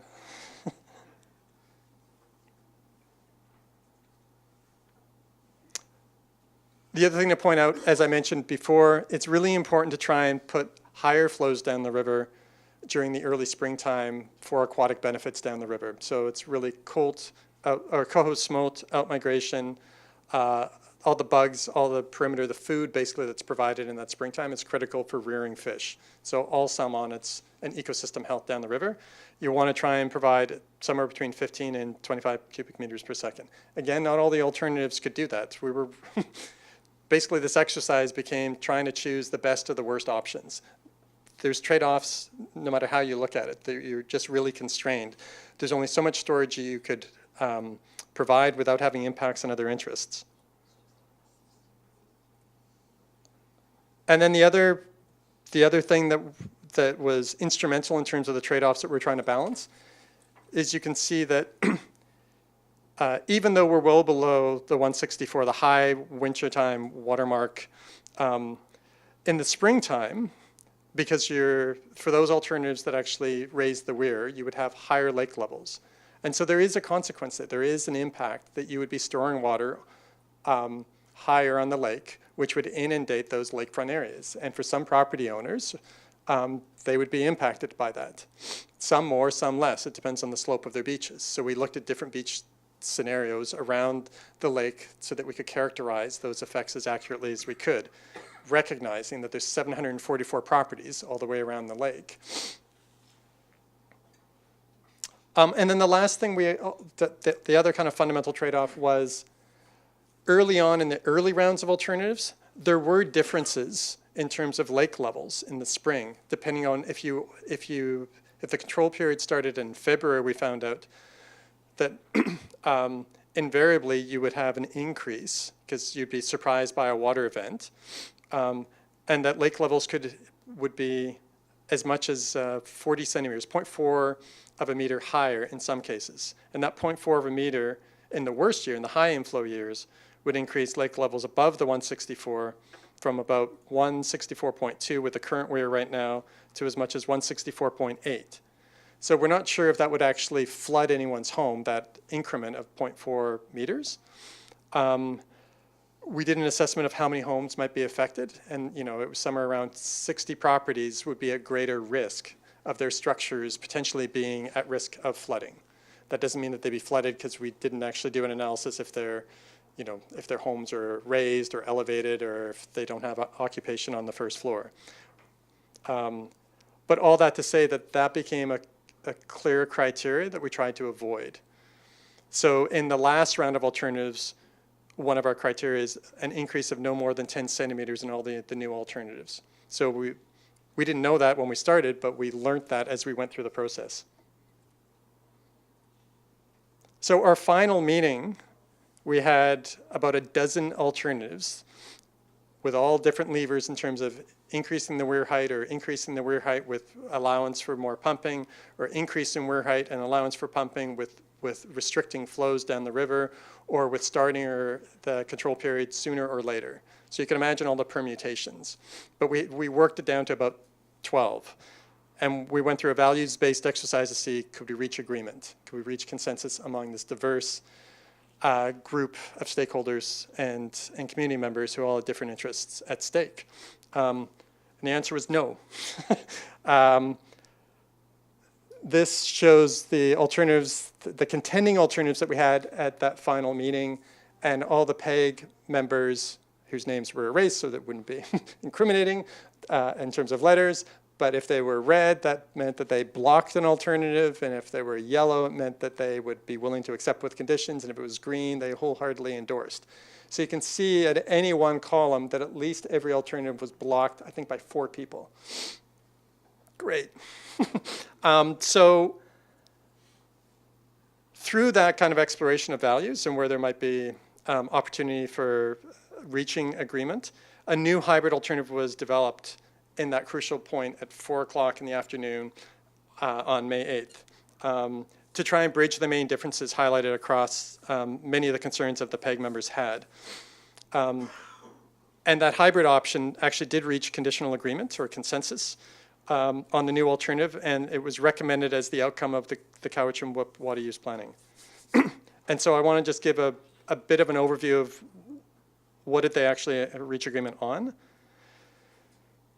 So they did agree to increase the weir height. They thought the PEG recommended increasing the weir height basically by 70 centimeters, but to only operate it up to 30 centimeters on an interim basis until a more detailed assessment is carried out to confirm that the height of the weir is below the minimum elevation of the natural boundary, and I'll return to that in a sec. So the new infrastructure would be built to accommodate up to 70 centimeters increase in storage capacity, but be operated to 30 centimeters until such time as the compensation issues are resolved with lakefront property owners. A longer-term maximum weir height where you're allowed to operate up to 70 centimeters would only be allowed after a compensation mechanism was established and agreed to by individual property owners for any increases above the natural boundary in their affected property rights. So keep that natural boundary one separate. I'll return to it in a sec. They also agreed with this new alternative to allow for temporary pumping in those times of emergency to maintain 5 cubic meters down the river of no more than 20 centimeters, so 8 inches. So you've gained about, once issues and property rights issues are resolved with property owners, you've gained upwards of 0.7 meters on the top end, and you've gained about 0.2 meters on the bottom end. So overall, you've got about 1.9 meters of storage available associated with this alternative. There was also some suggested revisions to the rule curve in terms of the timing of the control period and the flows that you actually provide down the river at times. This hybrid option was really kind of a share the pain. So there's increased risks on being able to provide the desired flows for fish at all times of the year. Like, you're not going to be able to do it. So we have both hard targets and we have soft targets that you will aim for if the water is available. At the same time, we know that there will be impacts on lakefront property owners in terms of higher lake levels for portions of the spring and early summer period. And so in terms of the timing, it was agreed that the recommendation is that that the control period start no earlier than March 1st, but that's a month earlier than what it currently is, which is April 1st, unless there's permission given by the province otherwise. And a condition of that March 1st earlier control period is for a more detailed flood risk analysis to be undertaken. So with a larger data set to kind of speak to what Klaus was talking about before. There may not be a risk there, but you know, the data set that we had wasn't specifically designed to do a risk analysis around flood on lakefront property owners, so you need to actually do that work. And I think I touched off on most of these other things. So Ultimately, there will be changes in the rule curve. There was a number of conditions on that recommended alternative. So one is that the selected alternative be refined using updated projected future climate change inflow records. So we had a good data set, but then through the course of our process, there was better data available. So you should double check our assumptions that were in that. And if the new data set would suggest something different, then you need to kind of do that due diligence. I already mentioned, but a condition was doing a more detailed flood risk analysis to be carried out using a longer projected time series to ensure no incremental increase in flood risk. A more detailed assessment of the natural boundary be carried out to determine the elevation range in relation to increases in the weir height. So basically, it's better defining where lakefront property owners' rights begin and end with the lake perimeter and the increase in the weir height. We did an assessment, kind of a weight of evidence approach, which would suggest that the Cowichan Lake, the natural boundary, is probably a range. The natural boundary is defined very specifically as a visible line around the lake on most lake systems. You don't have a normal lake system. You have such a unique situation in that you've got a weir, which varies the lake, which affects the erosion, which affects the identification of any natural boundary in an easy way. You've got a natural constriction down the river in the wintertime that raises lake levels above the weir elevation altogether. And then it gets further complicated that people's legal property lines are all over the map. Some of the property lines go well into below the existing where the water levels into the lakeshore right now. Some are well above it. There needs to be a detailed assessment to kind of look at that, and I think that might be a point of discussion later on. Suffice to say that we looked at where the natural boundary could be, looking at past the Environmental Assessment Board ruling, looking at what's currently done around the province, and doing some spatial analysis around the lake with some spatial data that we had available. We thought that it's quite likely, there's a strong evidence to suggest that the natural boundary is above 0.3 meters above the existing weir now. So that's why we came up with this interim. We think that you could go up a foot without affecting anyone's property rights. We think you need to check that. Going up by 0.7, we think that you will be infringing on people's property rights, and therefore you need to kind of come up with a compensation mechanism, working with lakeshore property owners to work that through.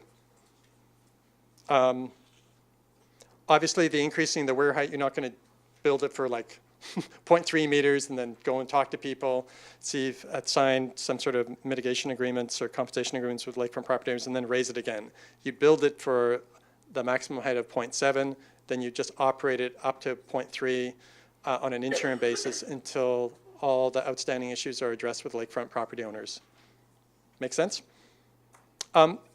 It was also, we were looking at 2050, but it's 2019. So we recommended that you need to kind of do an adaptation plan for how you're going to operate it in the interim. Like you might not just jump, to just automatically going up to another foot above the weir right now. You might not need to operate at that level, or maybe you do. But thought needs to be given to that interim period and coming up with a plan. It was also kind of recommended that moving forward with the operation of the lake system in the future, so after there's any changes to the weir and or pumps are established more permanently on the lake, that you allow for in-season management. I think this speaks more directly to your point, Klaus, is that if you're going to store water earlier in the control period, and where you store it, you're going to take the time of the year into effect. You're going to take the information that you have available in terms of the long-range forecasting. You're going to take into account the snow pillow data. If it's a big snowpack year, you wouldn't necessarily do an earlier control period if you got a huge amount of snow up there. So there needs to be some discretion and some flexibility with how you manage the system in the future, given the variability that climate change is likely to have. So that was a core recommendation as well, that needs to be built into the licenses. It needs to be built into the rule curve and how this system gets operated. There was also a recommendation around a more detailed erosion assessment and mitigation mechanism. Should it be demonstrated that adverse erosion impacts are occurring as a result of any new operations?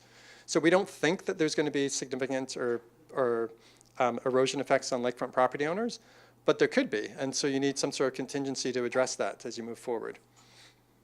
And I think there's been some assessment work since that time that will help inform that. And then, you know, our plan, the recommendation for this alternative was really, once it's implemented, is to have a review period of, you know, 10 to 15 years. That, you know, somebody needs to look at, are our assumptions right? Are we having the desired benefits that we assumed basically with this plan? Do we need to revise the plan accordingly? So really it's suggesting an adaptive management into the future, because climate change isn't just going to stop in 2050. Like there's that period after that. So, you know, so the plan was built with that kind of adaptive lens in it.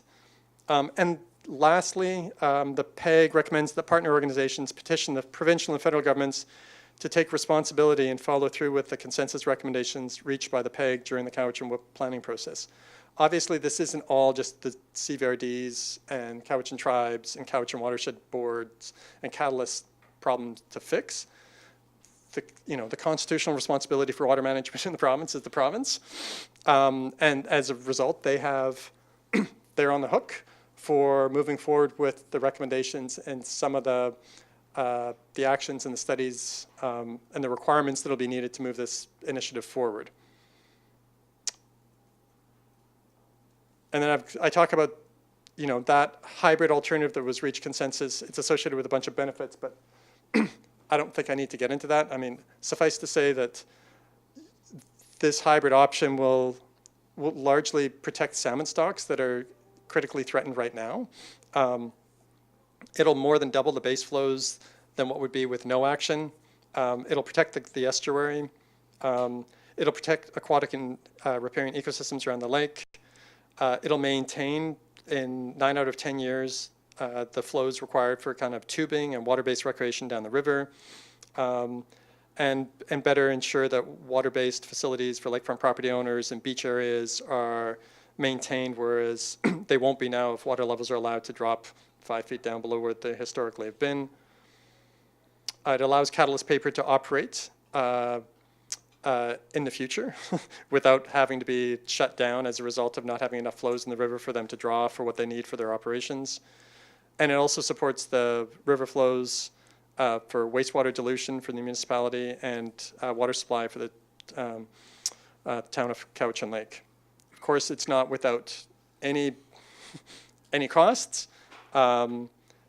In terms of flooding on lakefront property owners, it's not believed that there would be any greater risk associated with flooding, but this is the subject of a study that was recommended. There's the compensation issues that would need to be addressed with lakefront property owners that has a cost and time and effort on staff to be figured out. And then from a water management, just the physical costs of raising the weir by 0.7 meters. You know, we don't really have a good number of that, but we thought it's in the range of around $15 million, but that's probably plus or minus $5 million. And there will be ongoing operating costs to mobilize and operate emergency pumps. Currently, that's Catalyst Paper, but we heard through the course of the process, Catalyst Paper may not be in operation by the 2050s, or a lot sooner than that. And it may be that weir, or that new weir, that updated, modified weir, is operated and controlled by others, and that the water license is held by others. And if you want any more information, because I know I've been very time focused, there is a report that's available publicly. It's called the Public Advisory Group Summary Report of the Cowichan Water Use Plan. It has a lot more details, a lot less dry talking from somebody up at the front of the room.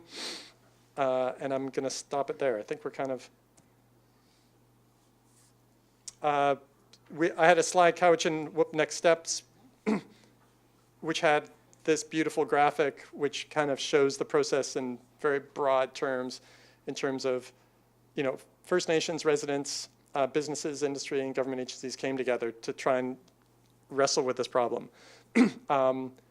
This public advisory group was struck. They collaboratively worked through a planning process, and they made consensus recommendations on a path forward that they thought made sense. It's not without costs, but the costs of not doing anything were deemed too high not to do something, and that's why the PEG actually recommended what they did. That report and these recommendations now go to you as one of the leadership partners, along with Cowichan Tribes, Cowichan Watershed Board, and Catalyst Paper to figure out a path forward. Ultimately, that might lead to applications for new infrastructure, a new water license, which would go to whoever the regulators are. If you're going to change the operation of the lake, it'll ultimately go to the BC Water Controller, who will make the final call on issuing a water license. And so the next steps specific to CVRD, I just had some bullets. I don't know if this is you now that I pass over to Brian, or if I'm happy to entertain questions. I know I breezed through that very quickly. Well, thank you. It does give us some time for questions. I do have a few people on my speakers list, and I'll keep watching for hands, but for now I have Directors Morrison, Justice, and myself. Director Marsh.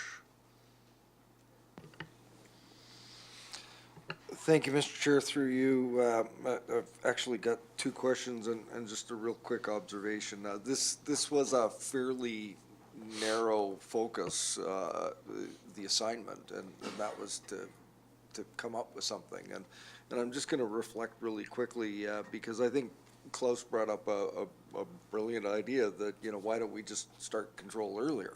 And I know that was wrestled with because I've talked to a number of people that were on the PEG, and it wasn't until I had explained to me by a number of people that are interested in fish the impact that going on control early and restricting the flow down the river would have, because people have actually gone and swam the river in the early spring, and all of the smolts and the fry and everything hang out at the edges of the river.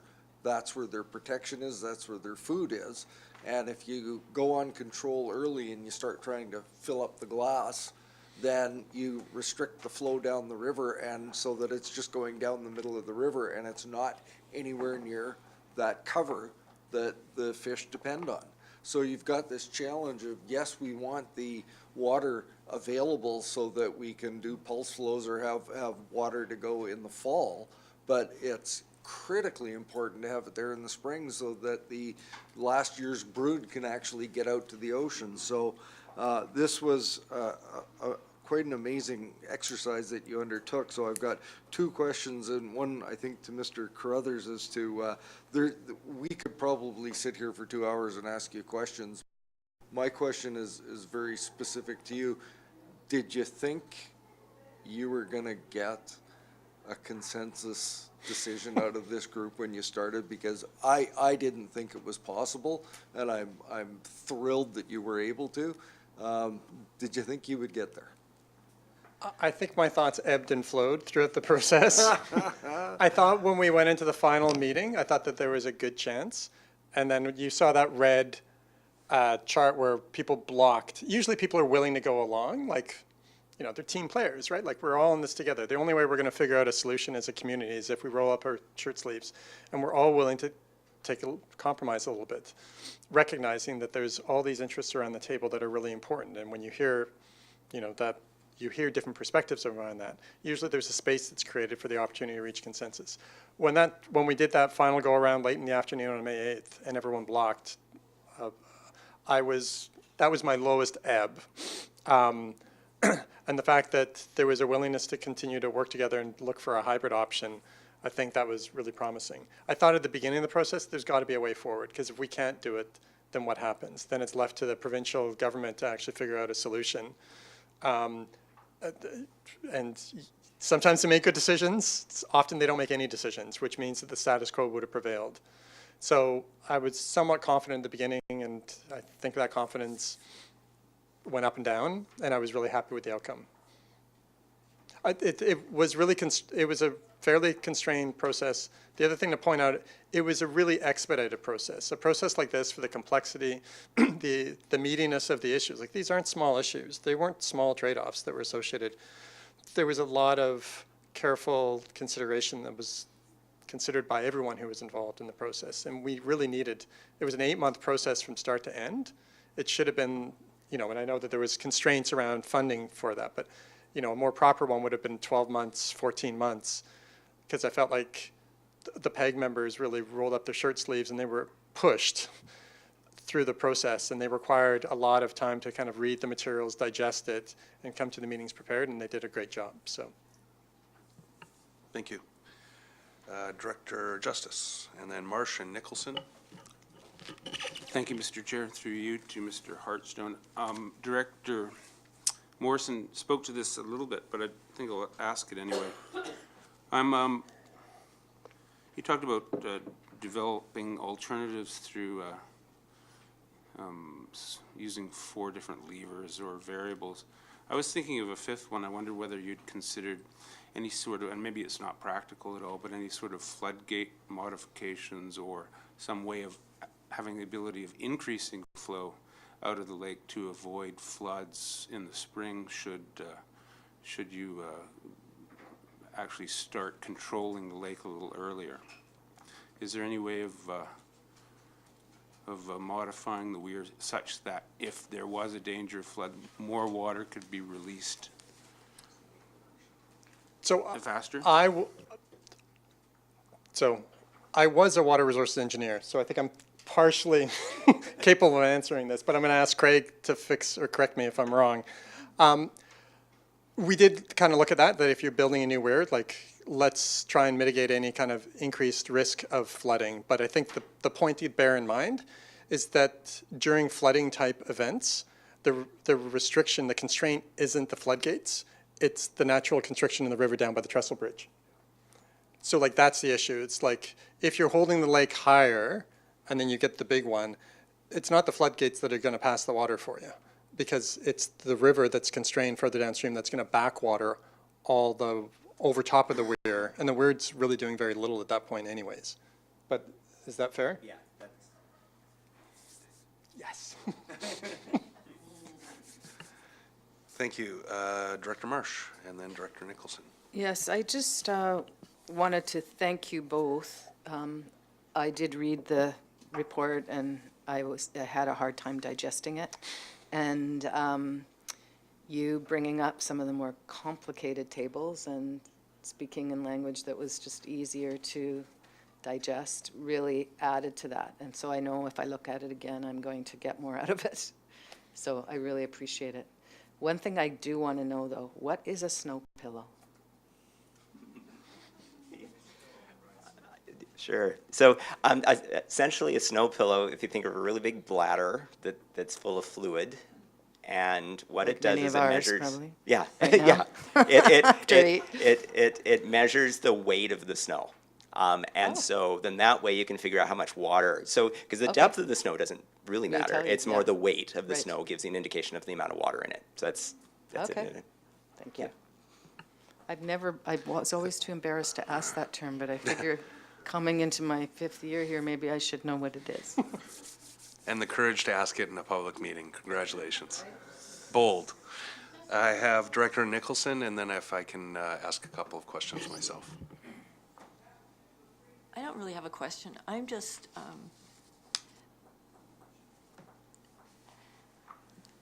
this subject really floors me. I think that we have a challenge going forward because, you know, we've been at this almost 10 years trying to deal with this weir issue. And the predictions on climate change are getting worse, and we're only talking about 2050, and my goodness, that's only 30 years from now. What happens after 2050? This is our heritage river. This is such an important, productive river from a fish perspective and many other reasons. And we have a huge opportunity having, with the lake storage, every other river on eastern Vancouver Island is in the same position as this. The Coates Island are down to critical flows now. And we don't have this opportunity. And here we have a very, very important system, a huge opportunity, and we're just still talking about this. If we maybe get in the best case scenario, get a weir replaced in 5 years, I don't believe that's gonna happen, but if we could, you know, we'll get maybe 25 years of life out of it, and then we'll be wondering what to do, because from my perspective, this really hasn't looked at the long, and we build weirs for a long time, so And so I think the real challenge for us is how can we step up to start to make these kind of decisions in a more timely way and to get on with it, because things are going to be coming at us and the costs of everything are going to become so huge. And we're not, here we are, and we've got this huge property rights issue that we seem to get hung up on. And so somehow we've got to change the way we do business, I think, because yeah, sorry. Well, that's a good segue. Director Smith, I guess I'll drop the segue and put myself back at the end of the line. Mine's just a brief question. We in December had quite the windstorm come through, and the impact on a lake that's that large and open, was any consideration taken into the properties when you looked at the property lines and that type of wave action that would come through? So so we didn't, and we looked at erosion based on a report that was done prior to when we were doing our process. There was an erosion study done by Kerwood Lydell, which Craig just happened, I don't know if you were a part of, but maybe you can speak to that, and I don't know if it will answer your question directly, but. Yeah, so it wasn't directly in, we considered it as part of the process. So in terms of the windstorms, and it's really a matter of when are the windstorms occurring and the lake levels at the time. And so again, we were kind of focused more on in the summer for this spring and summer period. And as part of the assessment that was done, it was found that during the control period, there is some impact from wind, but also from the recreational activity on the lake from boats during that spring summer period. So that was really where this study was sort of more focused, was sort of that period, not in the winter, because during that period the lake level is again controlled by that natural constriction downstream, not the weir, and in the future it would be the same. So the lake levels, the high winter lake levels wouldn't change. Thank you. Ms. Miller. So just very briefly to comment on that, because this was an issue that came up, it was triggered, and also because the shape and the size of the lake, we're currently using National Disaster Mitigation funding to look at the flood line around Lake Cowichan, because during this study we looked at kind of historic high water marks and the likelihood of meeting those marks. We're also looking at the current flood boundary around the lake, which is at 167, which is much higher than what we're talking about today.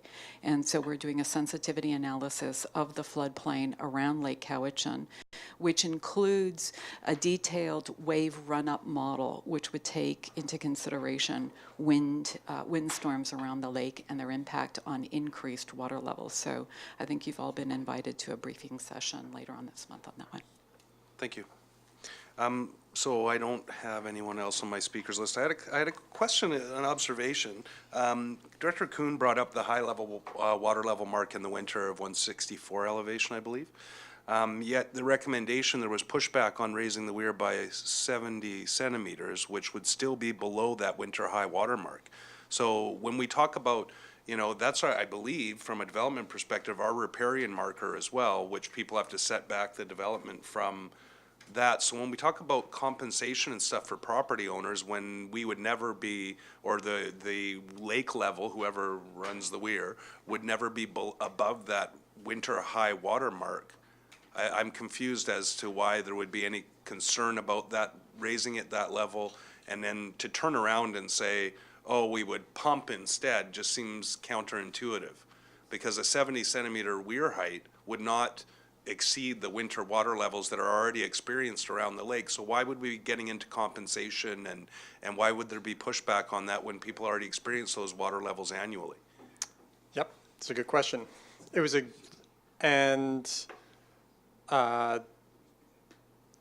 so in the wintertime, when lake levels are high, it has less impact on people because they're not using their beachfront areas, as it's point in case. if you raised it up to 164 in the summertime and springtime, your municipal parks, your beaches, your lakefront property owners would not be able to access their beachfront areas down to the lake in the same way. Like it would actually be, 164 actually goes up onto the grass in many places. We're short on time, so I think that answered it, but go ahead. Well, and the second part of it is that people's legal property surveys are, in many cases, all over the map. And there's many of the 744 that are below the weir right now. Yeah. And a lot are below the 164. Yeah, and some of the historical property lines that were mill sites and stuff that have been now subdivided into residential, especially in Point Ideal, many of those property lines go well under the lake level, even in the summertime, at the low water marks. So again, being that as it may, I still don't understand why that requires compensation. But again, that's maybe a legal issue, is better discussed elsewhere. But just as a case in point, just so you know, that if you raise up just a meter, or no, 0.3 meters, just a foot, if you were to raise up a foot, some lakefront property owners will have about 9 meters less of beachfront than which they've historically had access to. Now, you could say, well, tough beans, that's not your property anyways, but the fact is that they're going to be upset because they have historically used that. And their property line now where their legal property line is, it may be within that area or it may be further upstream from, or like above that point. So it was a huge driver in us trying to keep the weir height to minimize those impacts on lakefront Conversely, in the last few summers, being well aware of lakefront property owners, you're often well under that historical level, and the beach is unusable anyway because now it's 10 feet from the water line, and in between there is all the old riffraff from the logging and the smell that comes from the old decomposing wood. But again, we can go off on that. And again, Director Nicholson pointed it out. I think it's short-sighted to plan for 2050 climate change projections when you're talking about a piece of infrastructure like that. So I assume that we could then get a data set that predicted 2100 and maybe run that through the same kind of modeling to see if that would be sufficient. But just as a comment, I saw Director Kuhn's hand, so I will go to him, and then we do actually have a recommendation here as well. Can I just comment on that last point around the data set of 2100? So there's two sides to this. So for better or worse, 2050, you're losing, at that point, you've lost 85% of your snowpack. So if you went out another 50 years, you're only going to lose another 15%. So the biggest impacts will be felt between now and 2050. So bear that in mind. Thank you. So, you know, you always plan for the extra cushion like you do on everything, so maybe you want to pad that 15% into whatever you build. Director Kuhn. Yeah, with regard to compensation, I think the only issue is the summer usage. Everybody knows that in the winter the water is that high and you can't use, and you're not going to use the beach anyway. So it's only in the summer months, and the idea of raising the weir and storing more water, the whole idea is to have higher water in the summer, and that's where the issue is. Yeah, so my perspective was seeing the summer water levels at present, that the extra storage would actually just kind of keep it where it has been historically, not actually inundate the beaches during the summer. But again, I'm not a hydrologist, it's just where my mind went.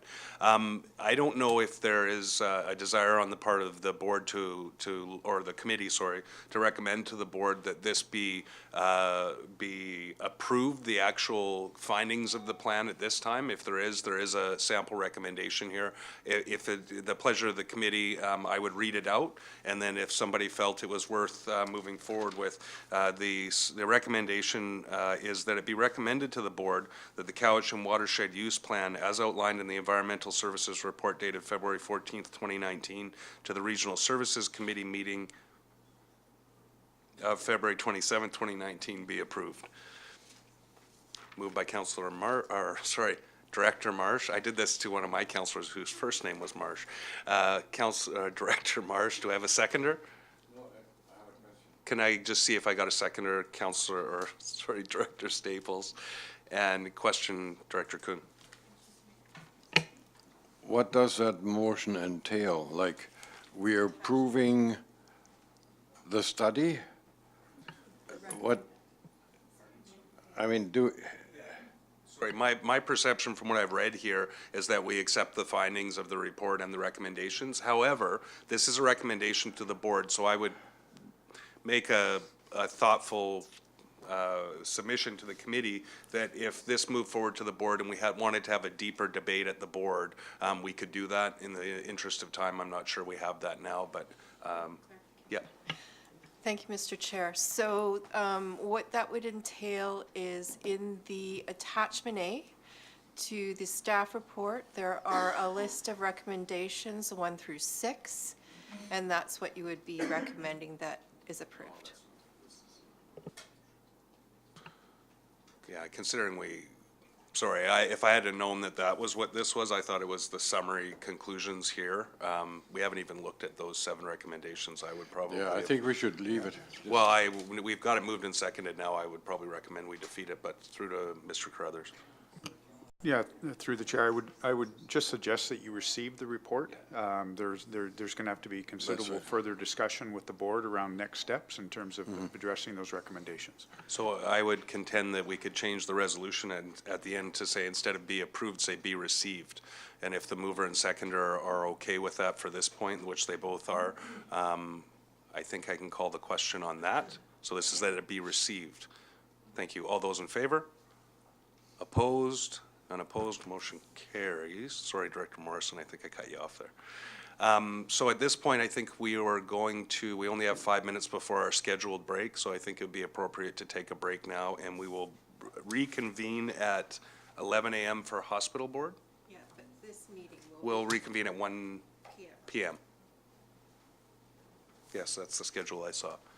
All right, so a motion to adjourn this meeting until 1 p.m. Recess, sorry. Director Smith, Director Morrison, all those in favor? Opposed? None opposed? Motion carries.